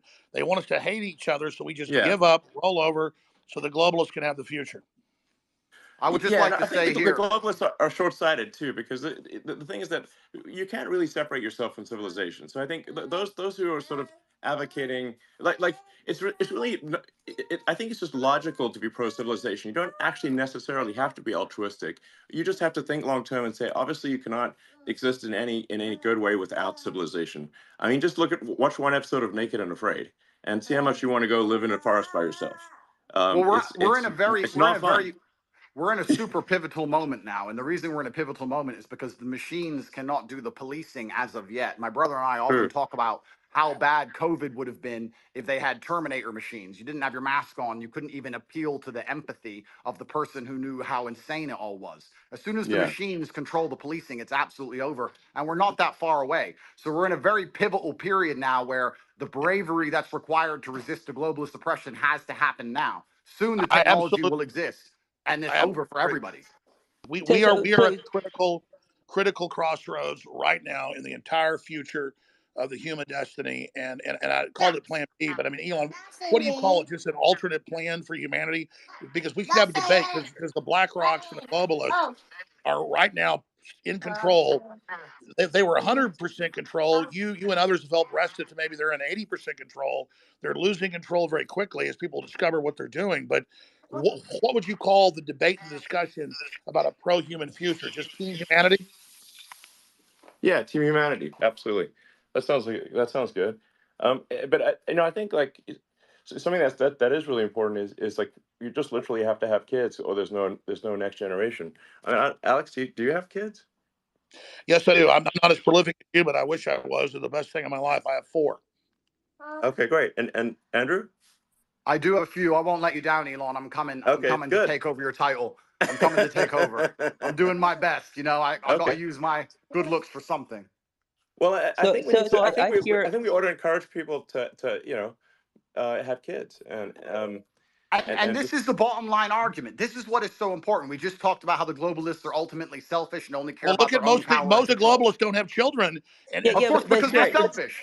here's the when you thing: have a child. you guys are all attacking the globalists, but if you ask a globalist, like I have friends who I would consider globalists, you ask them, they're Holy shizzle. The soy coming from Ed Catton's thing. My friends who you consider globalists.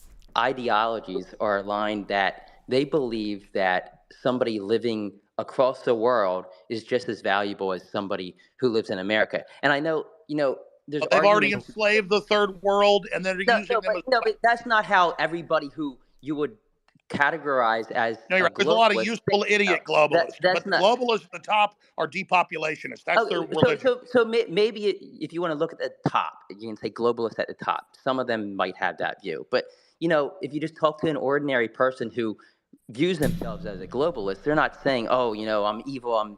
They're not an evil person. They just have this belief that every human being around the globe is equal. That's. They're equal, therefore we need less of them. I would call that an internationalist. That's an internationalist. A globalist wants one world government run by corporations. Yeah, well, I think you can label them differently, but I think if you talk to somebody, well, Henry Kissinger was a globalist.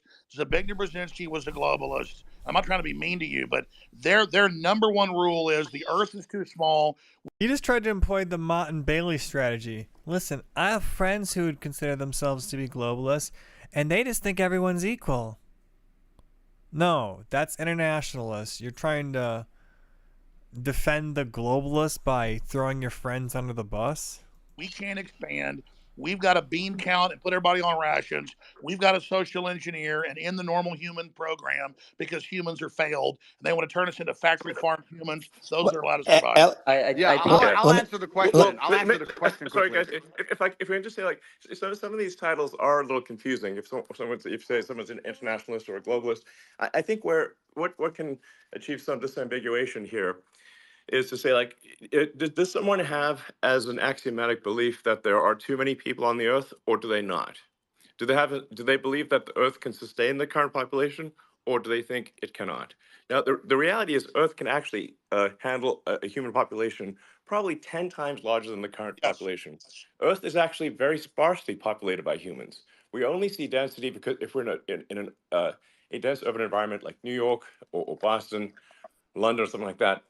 But if like, here would be like a good test. If you took a plane from LA to New York and you try to drop a bowling ball and hit somebody, your chances of success are basically zero. You'd have to drop 10,000 bowling balls, maybe. Yes, you just and I'll tell you sort of something that may scare people a little bit is that there are thousands of objects falling onto Earth from space all the time. But how often do you hear about someone actually getting hit by falling by meteorites? Absolutely. There's one known case of a woman with her house getting hit by one. Elon, yes. I want to just respond to Ed actually for a second, because again, when it comes, I think it's good to get a good counter view here.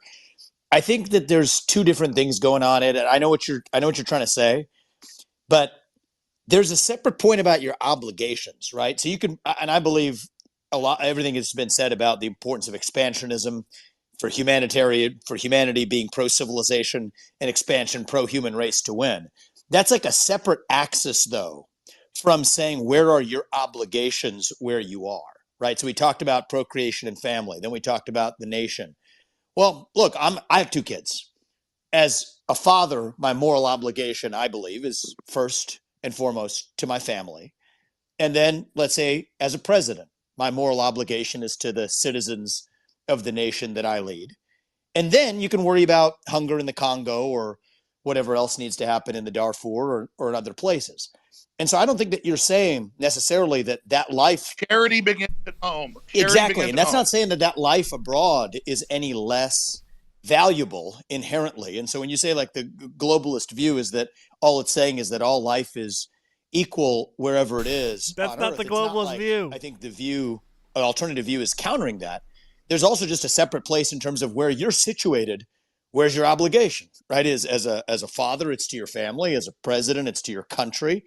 And just because you believe that's the hierarchy of your obligations means somebody else is the leader of one of those other countries.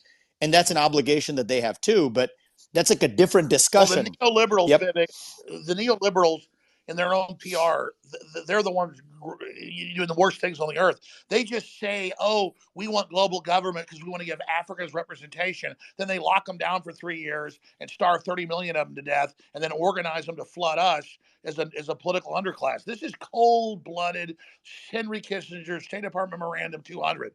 I mean, they've got this thing. It's not black and I white. think there's two different conversations. But what is black and Wait, what but is can we what just? is I'm sorry. what is Just, black? Go ahead, Andrew.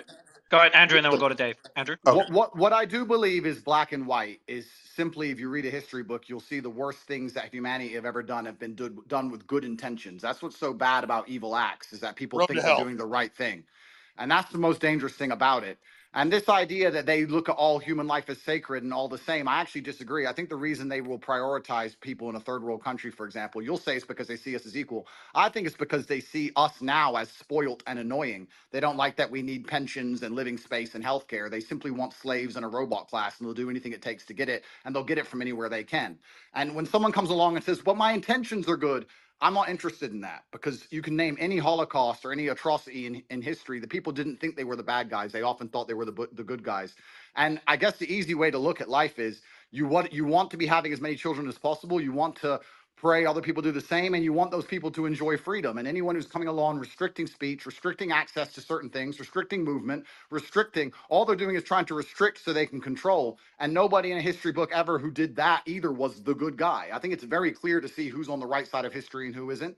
And I advocate freedom for everybody. If I disagreed with absolutely everything Alex said, I'd still be glad he's back on X. And these people can't even handle a different opinion. Do you think they're going to allow the people who have a different opinion to them to share water or share food or share anything else once they have And the absolute reason they don't control? want another opinion is they want to misrepresent what Elon Musk or Andrew Tate or Vivek Ramaswamy or any of. I'm telling you, they want us silenced so they can lie about what we said. Yeah. I have a quick. I agree with you. I have a. I have a quick. Hold on. We'll go, Jackson. I'm going to go to you right after Dave. I'm just saying, I agree that with you there. I think that a lot of the media and a lot of these platforms do want to silence voices because they want their voice to be heard louder. So yeah, I definitely hear you there. I definitely don't. I definitely, as when it comes to globalists, I think, it's not black and white. You're not either a globalist or you're not. I think people fall in between, and there's different reasons for why people might feel one way about one, you could say globalist idea and another. So I mean, I don't like painting people like, with a black and white pen, because I feel that everybody falls somewhere in the middle. All I know is this. That there are people that want a corporate world government whose aim is depopulation and not giving the general public access to technology by lying about resources and literally saying carbon dioxide that plants breathe is evil, and then telling us the world's going to end in 2030 and the ice caps are all going to melt, and none of that's true. So our children basically give up on the future and decide not to have children. That's all I'm saying. And Elon Musk is promoting an optimistic, pro-human future that the science and evidence shows is real and that we need. Gentlemen, I have to Yeah, go. yeah. I just want to be sort of yeah, exactly. I want to be clear about my position. I'm super pro-human, and I mean all humans. Humans in America, humans in Somebody's got their Africa, thing Asia, open peeing. and Somebody's everywhere got else. their phone open in the bathroom. Yeah, that's Vivek. Vivek, that's your phone, Vivek. I'm not able to mute you. Vivek. Vivek is peeing right now. Perfect. Go ahead, Elon. Sorry about that. So, well, I hope you feel better. I feel great. Thank you. Sorry about that, guys. I'm super pro-human, like for Team Humanity here, and I just think we want to make sure that people have a positive view of the future, and like I think I encounter a lot of people who have actually very pessimistic conclusions about the future, and if you try to unpack that and say, where does that pessimism come from, and I think like these are like good people, like they have good intentions. I think they think about things and come from is believing that there are too many humans on the planet. This is false. Earth can easily sustain far more than the current population, but they've been told this thing and they've believed it, and it is false. I'm going to sign out. I think this misconception comes from the rat experiment. What was the rat or like the mouse experiment? This is like the mouse population. Yeah, the most population experiment. What's it was called? What was it called? The most utopia experiment. Behavioral sink. He wanted to study overcrowding. So some people think that the rat utopia experiment. Some people think that, you know, overcrowding is going to cause a population sink in humanity. But, you know, it's different. They were in a confined place, and we're on Earth, which we haven't even begun to fully populate yet. John Calhoun's most utopia experiment. So a lot of people think that this is why China started their one-child policy, that they were overpopulated. So they say. That's Zev. Make sure you don't have Zev. You weren't even on Twitter when. That's interesting. Alex. But we attended the congressional hearing on big tech censorship when Jack Dorsey was testifying, and I just want to remind everybody that this. Wrong video. Sorry. I think we meant this one. I'm very pro-environment, obviously. Bye, Andrew. I might have done more, you know, I might have done more, you know, for sustainable energy than maybe any single human. So I would consider myself an environmentalist, but I also believe in physics and reality and not sort of being alarmist about things. Something you said was really smart, and I've seen the equations. I'm not a mathematician or rocket scientist like you, but we need the fossil fuels to get to the new technologies and transfer over. You can't cut them all off and then not have it. They're blowing up the bridge that gets them there. Gentlemen, what I would like to say, my final point, I would like to say, I often get asked by people who follow me, they say, who controls the world? Who do you think the Matrix is? And I use the Matrix as a very simple way to explain that they purport a false version of reality that everyone buys into to keep your mind occupied so they can extract your body heat from you for the soulless machines, which are essentially the globalists we're talking about. And I try and say that I still believe that we run the world. There's a lot more of us than them. We still control the world. It's just down to what we will accept and what will allow them to do to us. And that's why bravery is so essential and so important. And I know I can come across as brash with my message, but you're not. When I'm telling 16-year-olds, when I'm telling 16-year-olds to go and get rich and buy a fast car and train hard and go to the gym, etc., because these young men are far less likely to blindly comply. And it's extremely important that they don't psyop the next generation of young masculine youth. And that's why the system was scared of you, Andrew, because you were doing an extreme version of it to shock them out of it, to show them how to have a destiny, how to have desire, how to want to be into the future. And that's the same thing in a different way. You're right. We still control the world, and it's down to what we will accept. And it's going to take bravery and love. You need to love the people around you and love the human race and love the place you're from. And I just want to wrap up by saying that I would never kill myself. And if they put me back in that dungeon to starve, I hope you will all do your very best to get me out, because I'm in a very. We will, Andrew. Love you. Can I just throw something out, because I'm going to talk to Elon Musk here and everybody else, and this is surreal. Andrew Tate and Vivek Ramaswamy. This is crazy. John, I've got a friend I want to get on. We also have Mark Dice, who's really stood up for free speech. He's on the line if he can get a quick. I'm going to leave Alex, but I just want to say welcome on Twitter, and I think there will be more truth than not, all else equal. So hail to the truth. Thank you, gentlemen. Take it easy, guys. Bye bye. Thank you, Vivek. Bye. Thanks, Andrew. Thanks, Vivek. I have one quick question. So I guess the premise as to why Alex was banned for so long was that, you know, he supposedly lied about an atrocity, and that goes against X community guidelines. No, that's not quite correct. The at least obviously this was before I acquired the company, but the actual reason for suspending him was he basically insulted a journalist.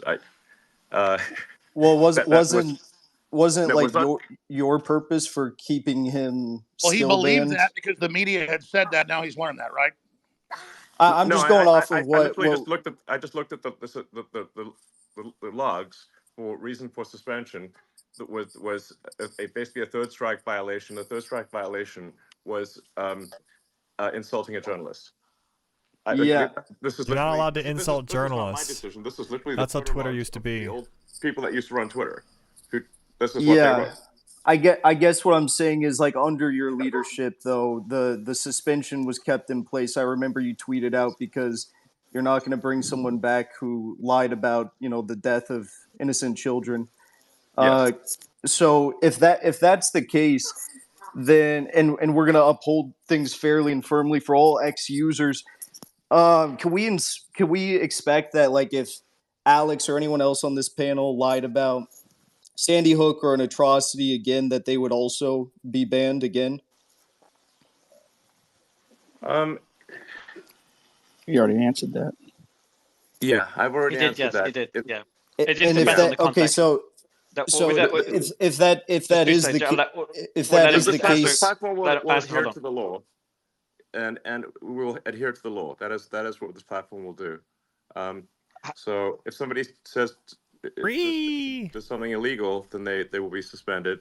If they do not do something illegal, then we will try our best to avoid any kind of permanent bans unless someone does something fundamentally illegal. Elon, I don't know. We don't. I know we don't have much more time. We're just trying to stay true to the Constitution of the United States in America and the laws of the country as decided by the citizens. Elon, how you go ahead, Alex. And Elon, way more interesting. And I just asked one question of Elon. Elon, it's great having you here in Texas. You're kicking ass. You're Texas through and through. Your whole spirit. We love you. Whatever happens with Trump down the road, should we change the Constitution so you can run for president? Would you ever think about that? Oh my God. I would like to stay as a technologist and build rockets and electric cars and technologies that hopefully have a good effect on the world and advanced civilization. That would be my preference. I would not like to be president. So I would just like to build things that are further civilization. That's my goal. I think that's a smart answer. Are you concerned if the deep state establishment, we know it's not just one group, is able to kill Trump or not let him run for office for the repercussions? I mean, are you optimistic for the future currently, or just how do you feel about the election coming up? Well, I think it will not be a boring year. That's for sure. I think it's going to be eventful. I suspect. I don't know. You seem to be quite concerned that people will try to assassinate Trump, but I don't know. I mean, obviously, and I'm against assassination generally. So, I guess if Hitler was alive, I'd be in favor of assassinating him. But Stalin, that kind of thing. I would be too. Your attitude is we can sell the world on freedom and humanity 2.0 and a new renaissance. The establishment will just step aside because our ideas are so good. Is that what you're saying? Look, I think what I'm saying is that I think it is very difficult to predict the future. That we're certainly going to have a very contentious election and perhaps some contentious elections worldwide. The X platform will strive to be as truthful as possible about what's going on, and to that's going to be the goal. And SpaceX is going to build rockets and Tesla's going to build cars, and as for what will happen, I don't know what's going to happen, but I think is there any big 2024 is going to be quite the encore for 2023 is my suspicion. I know you've talked about incredible jets you want to invent, so many other things. Is there any other big invention you've got on the drawing board in the back of your mind that you haven't announced to the world that you want to tell people about today? No. This would not be the forum for announcing any new products or technologies. So, I mean, we do have, the Neuralink chip, which I know some people might be concerned about, but that's really something that will take a very long time to, be in any kind of widespread use. We've got the first use, the first patient will get a Neuralink chip. This is a quadriplegic, and it will enable them to control their computer and their phone. And then my uncle was in a motorcycle accident, and was about, and he was having seizures, for about to die, couldn't even walk. He got one. It's not one of your brain chips, but a brain Yeah, yeah, chip, and actually he can walk and talk and is happy now. So yeah. that's not bad. Exactly. So, I mean, it's the regulatory stuff on this is very intense. Um, so, the first one will have, you could think of it sort of like a telepathy. You can sort of control your computer and phone just by thinking. So it's kind of like telepathy, and then the one after that will be, I don't know, we're just trying to think of a name for it, but you can think of it like blind sight. Even if somebody has lost both eyes or lost the optic nerve and is completely blind, we can actually give them some amount of sight. Or And that. ultimately, I think high resolution sight, kind of like Geordi LaForge from Star Trek, you could actually see in multiple wavelengths. You could see like ultraviolet and infrared, and even see radar if you want. And by the way, for people that Um, don't know, Elon's not lying. Even in MIT papers, they've actually done tests. That's what they say though. Is I know the problem is just narrowing the sight to our bandwidth. They say these people see everything, right? Like a full spectrum. Yeah, you can have it's a point at which you have a camera. You can have a camera that can receive photons of many wavelengths. So you could see, even in darkest night, and you could see ultraviolet. You could see infrared. Like I said, you could even see radar if you want. Wow. It would be a kind of thing that would, like, it's probably trademarked something, but I think Blindside is a cool name for it. I It's think like it's beautiful. yeah. Can we get one question from Mark Dice? Because this is the best interview ever. Mark Dice is a great journalist. He stood up for me for the last 5 years when nobody else would. Mark, quick question for Mark, please. A comment, really, just to reinforce to everybody listening, all the journalists, and thank you, by the way, Elon, for unbanning Alex, for everything that you're doing for the platform, for humanity. But I just want to reinforce, and I'm glad you retweeted this, Alex. The reason why Twitter cited Alex being banned, contrary to popular belief, is not because he entertained some conspiracy theories about Sandy Hook, as crazy as they were. And Elon just confirmed that the Twitter logs said this.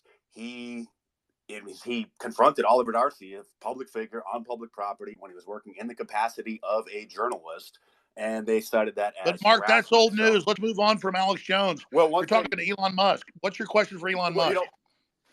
I didn't see the Twitter file in the Twitter files. Can you release data about the choices that were made regarding the trending list? Because the trending list drives the news cycle, as you know, and they can create a self-fulfilling prophecy by manually inserting topics in there, getting people to talk about them. It becomes a topic. It becomes news.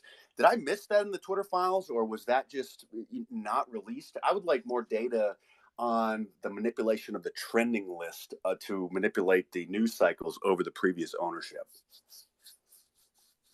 Yeah, well, there was a significant manipulation of the trending list, and worldwide.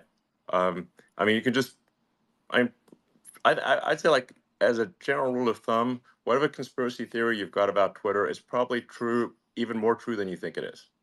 Are you taking precautions? Now, no, go ahead. Yeah, I think the path to having a sort of a clean system is maximum transparency. So that's why, like, for community notes, the software for community notes is completely open source. You can see every line. The data for community notes is completely open source. You can see the data, you can see the logic, and you can independently create the community note conclusion. So you can tell right away if there's manipulation, and there's always going to be some with these things. It is not black or white. There's always going to be some degree of manipulation, but you just want to try to put as much sunlight on it. As I say, sunlight's the best disinfectant. You want to have it be as clear and transparent as possible. This will minimize the amount of manipulation.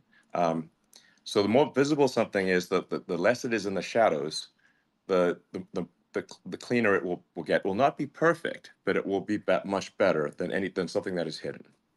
One other point, I hope that you're making precautions for the possibility of X being banned from the App Store, using it as a save to home screen type of a feature. As you know, that's probably a very real possibility over the next 12 months. But one other thing here, and again, appreciate your time. I would also just politely ask that the InfoWars account and Owen Schroyer and Rob Dew, they're employees of Alex, be unsuspended. They were lumped in with that initial suspension. And maybe I think it's time. I do believe CNN violated the terms of service of harassment. They posted a video a while ago, years ago, showing them harassing a poor old lady because she shared something on Facebook that originated from Russia. And you can see on the house, they show up to her front yard, you can actually see her address, the number plate right on her house. And that's still on Twitter. So, But Mark, let's not become them. Let's just Yeah, Mark. exactly. Yeah, I just kind of want to troll them, give them tapes to their own Well, medicine. But anyway, I do want to be clear that doxing, which includes revealing the pseudonym of someone. So I want to be clear. Sometimes some publications have claimed that revealing the pseudonym of someone is not doxing when it obviously is, will result in at least a temporary suspension.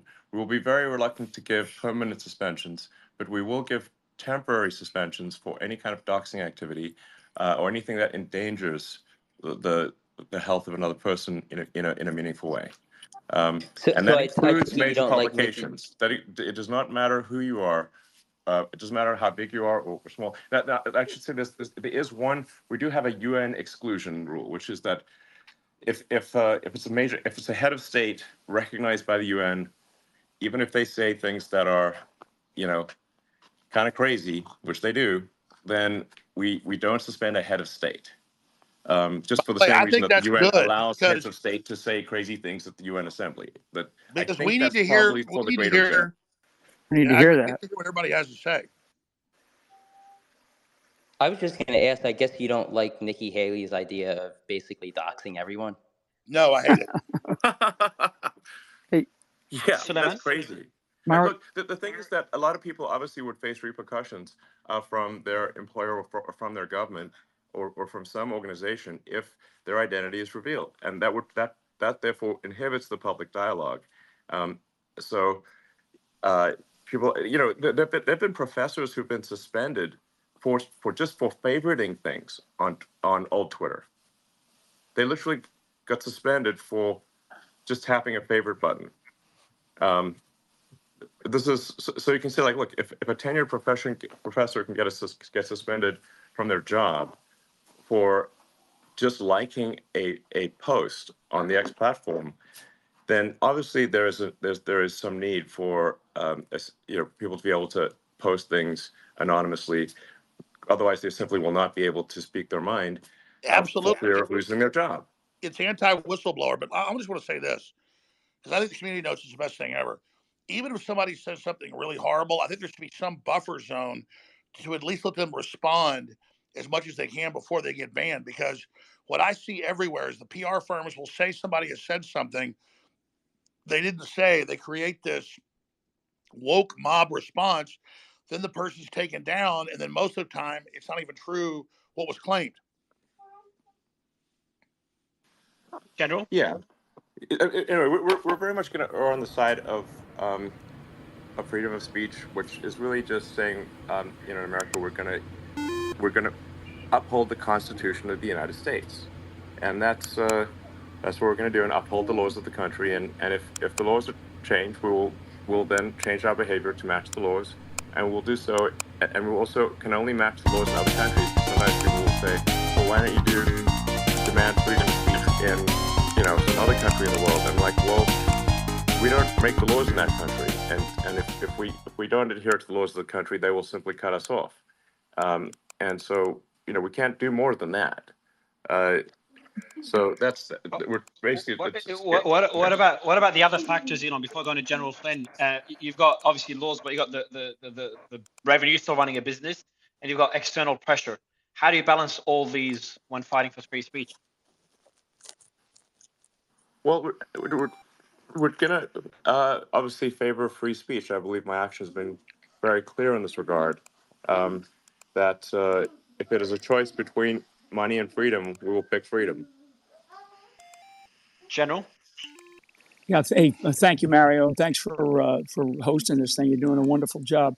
This is really a question for Alex and Elon, a statement. And I wish Andrew and Vivek were still on. But we've talked about these different sort of array of forces between the globalists and the humanists or whatever the right descriptors are. What I would really like to see, and I would love to hear Vivek's take on it because I think he's such a wonderful debater.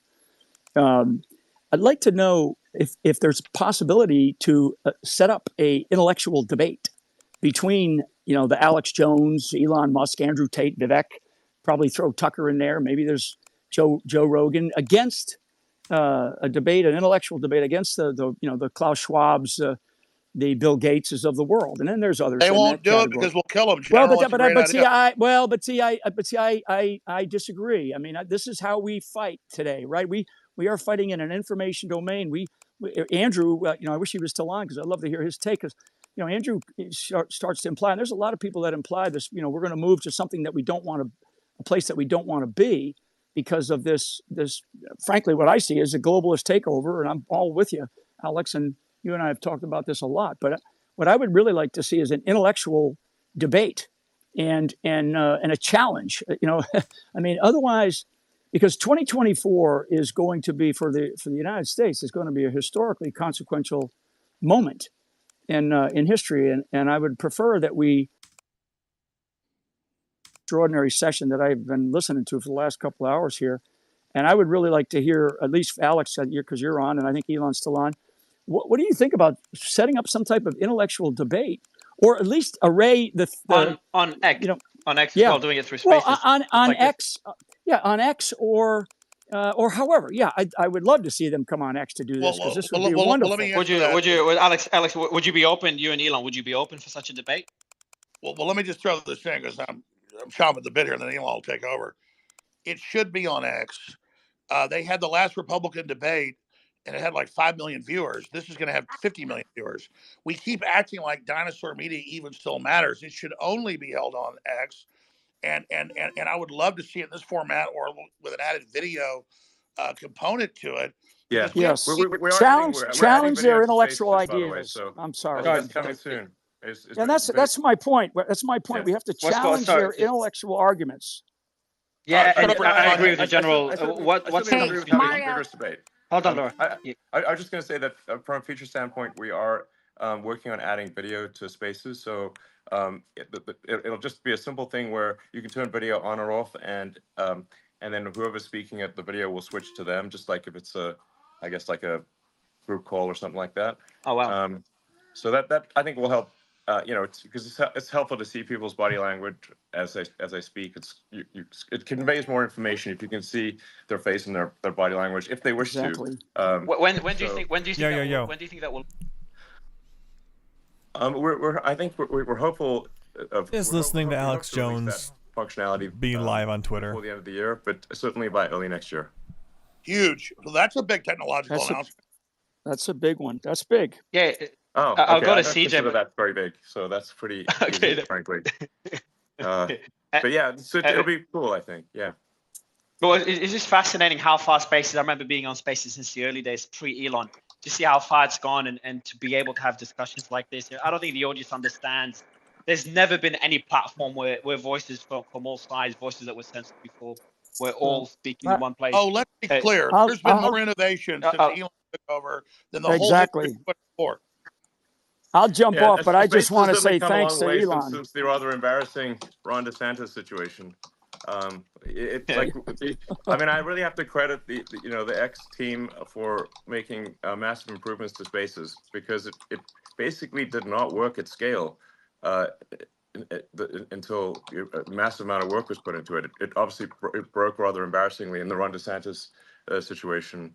And we didn't realize how fragile and weak it was. And since then, we've put massive work into making Spaces actually robust and be able to have, you can have, at this point, millions of people listening simultaneously.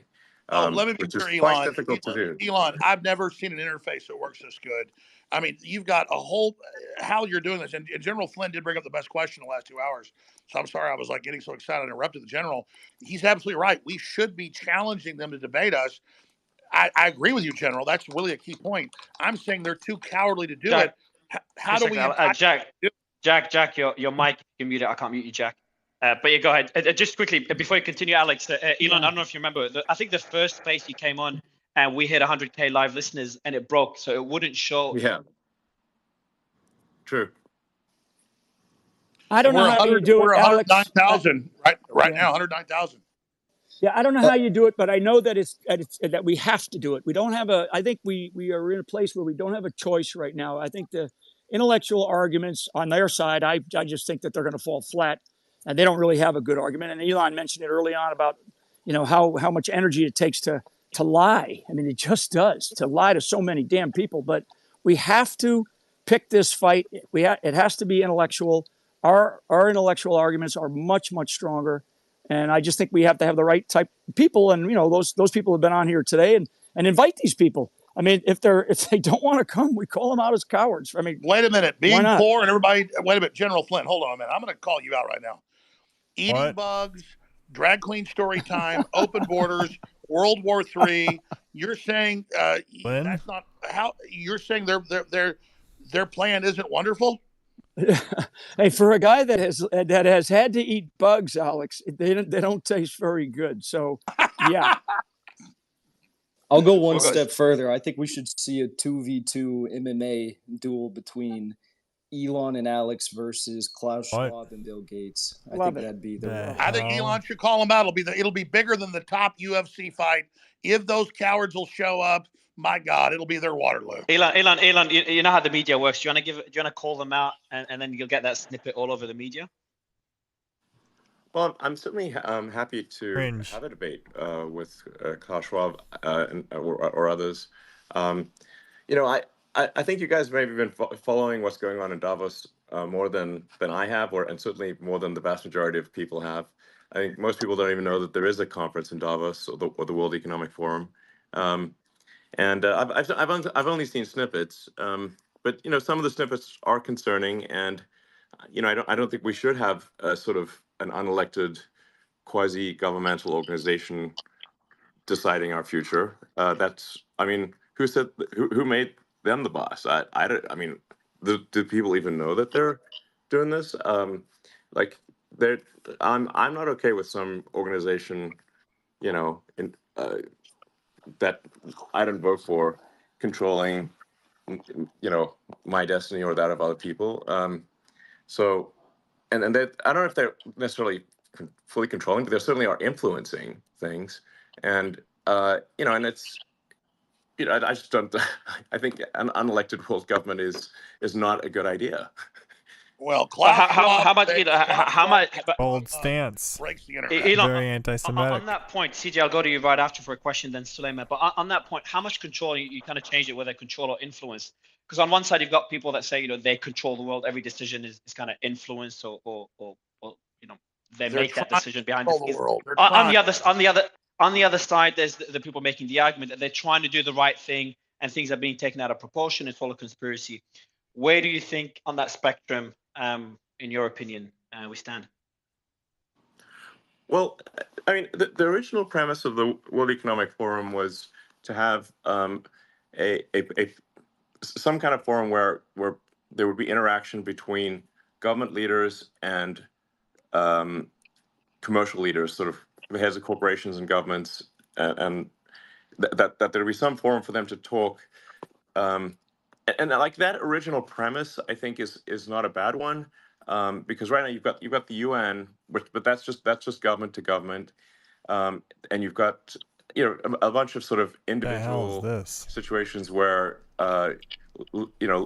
commercial leaders will meet with government people one-on-one, but there's the sort of the good part of the World Economic Forum is like it's probably good to have some dialogue between horse racing, commercial leaders and government leaders internationally. That's I think the positive side, and that's originally how I heard about the World Economic Forum, and I was invited to speak there many years ago, which I was just too busy working, and I was like, well, I can't really go spend 5 days in Switzerland. I have work to do in America, and they weirdly wanted me to come talk there, but also pay them $20,000, and I'm like, that doesn't make sense. So I declined the invitation. Now it does seem that since inception, perhaps this organization has gained a bit too much power and a bit too much influence. and I think it probably, it should have less power and influence, is my opinion. Elon, I have a Sí, yo le quick question. You tweeted about the imprisonment of the American Chilean Gonzalo Lira in Kharkiv, Ukraine yesterday. I'm curious if that imprisonment of an American for speaking his mind on YouTube and X has caused you to consider further support for Ukraine, albeit through Starlink or other means. And also, unrelated to that, can you provide any updates about Starlink for Gaza? Yeah, I mean, I generally think, look, I understand that if an American citizen is in another country and violates that country's laws, or what those countries' laws, even if their actions would not violate the laws in the United States, that person would then be put in prison. But in the case of Ukraine, the United States is providing a vast amount of aid to Ukraine, and the United States government has an obligation to protect its citizens.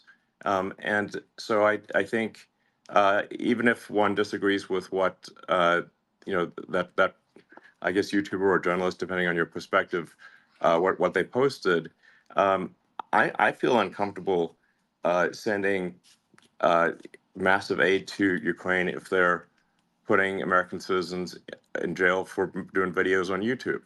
That's not cool. And it's like, and you could say like, okay, But he was spreading misinformation. He was talking about troop locations. Yeah, but they don't have a right to our money as well. So it's like they don't have a right to our money and support and to imprison and mistreat American citizens. Well, that's right. And look, Pick I don't one. have a dog in the fight. Russia, Ukraine, it's an old ancient fight between the two countries that's been going on for 1,000 years. It's a Slavic civil war, but Ukraine is arresting the Orthodox Church. Ukraine, even the mayor of Kiev has said Zelensky's becoming a dictator. So all I'm saying is this black hole we're feeding hundreds of billions into, we should at least be able to debate it. And if an American journalist is critical, he doesn't deserve to be put in a gulag. That's very dangerous. I agree, Elon. And as for Starlink for Gaza? Yeah, and on the Starlink for Gaza front, I mean, obviously that place is currently a war front next level. So in order for Starlink to be used in Gaza, terminals have to be brought in, and they have to be used in a way that where it is there's a high degree of certainty that they are not being used for any violence. So now there are only really two ways to get into Gaza. One is through Egypt, and the other is through Israel. So if there was like a situation where, say, Egypt was willing to let a Starlink terminal in, and that we could have very high certainty that the terminal would not be used for any kind of military purposes or for violence, then we would support that. Egypt has not stepped forward, to the best of my knowledge, in that regard, and obviously we're not going to be played for fools here, where if an organization would perhaps pretend to be using Starlink for peaceful purposes, but then actually use it for violent purposes, we will basically ask for a webcam on that thing 24/7, and if there's the slightest concern about it being used for violent means, it would be turned off. So that's the situation there. I mean, it is a very difficult situation, and I am sympathetic to Israel, but I also I'm sympathetic to civilians in Gaza. So it's not. I'm pro-human, to be clear. Pro-human. So. Elon. Yeah. It's just like, here's the deal. I'm not pro-Russian. I'm not pro-Ukraine. I hate the war. I'm pro all of them. I agree. But when you learned that they were using Starlink to rig up robot boats to blow up battleships when Russia said they were going to launch nukes if they did, you didn't sign up Starlink to be a weapon system. It's very fair to say it's my company. It's my.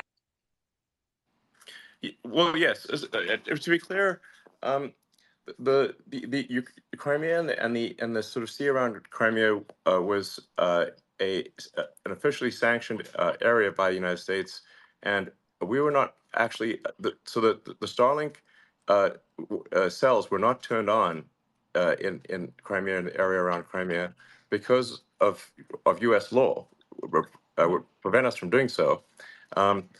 There was a Ukrainian attempted attack on the fleet in Sevastopol, and I got an emergency call saying like, hey, we need to turn on the cells around Sevastopol. And I'm like, well, that's currently a U.S. sanctions zone. We would need permission from the U.S. government to do so. And in fact, I don't, and it would also mean that we are directly complicit in an attack on the Russian fleet directly. It wouldn't be, there's no plausible deniability here. Now, even though I'm not the biggest fan of President Biden, but if President Biden had called and said, as the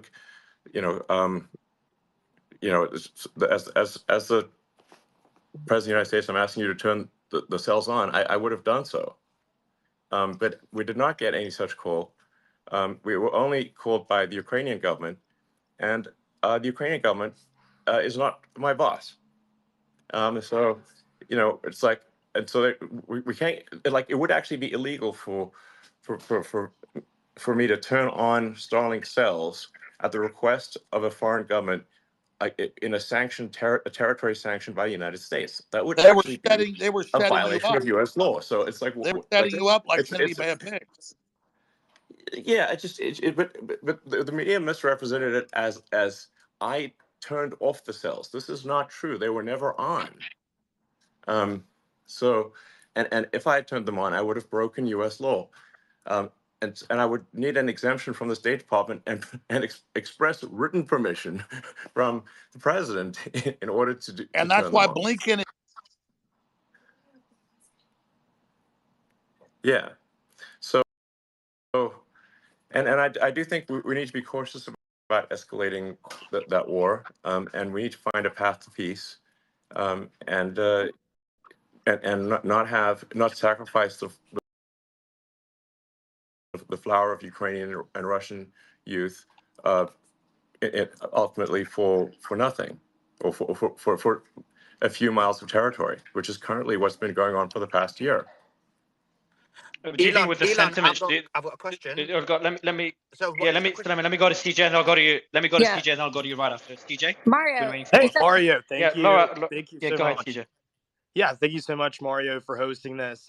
Elon, my name is CJ Pearson. I'm a 21-year-old conservative activist, and I currently work at Prager University. And General Flynn made a really important point a little bit earlier about how Twitter has made it super accessible for conversations like this to happen, debates and discourse. And Alex, I think, also made the point earlier that if you look at the debates and the viewership that they've had, you don't really see them reaching all that many young people via traditional cable channels.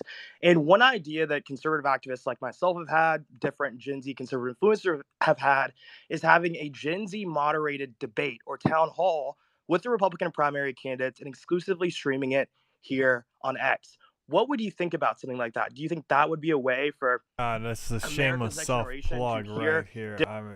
This is dead. This is over. Guys, I'm going to wrap up this live stream right here. Leave a like down below, subscribe, share with friends. Radically Moderate out of here.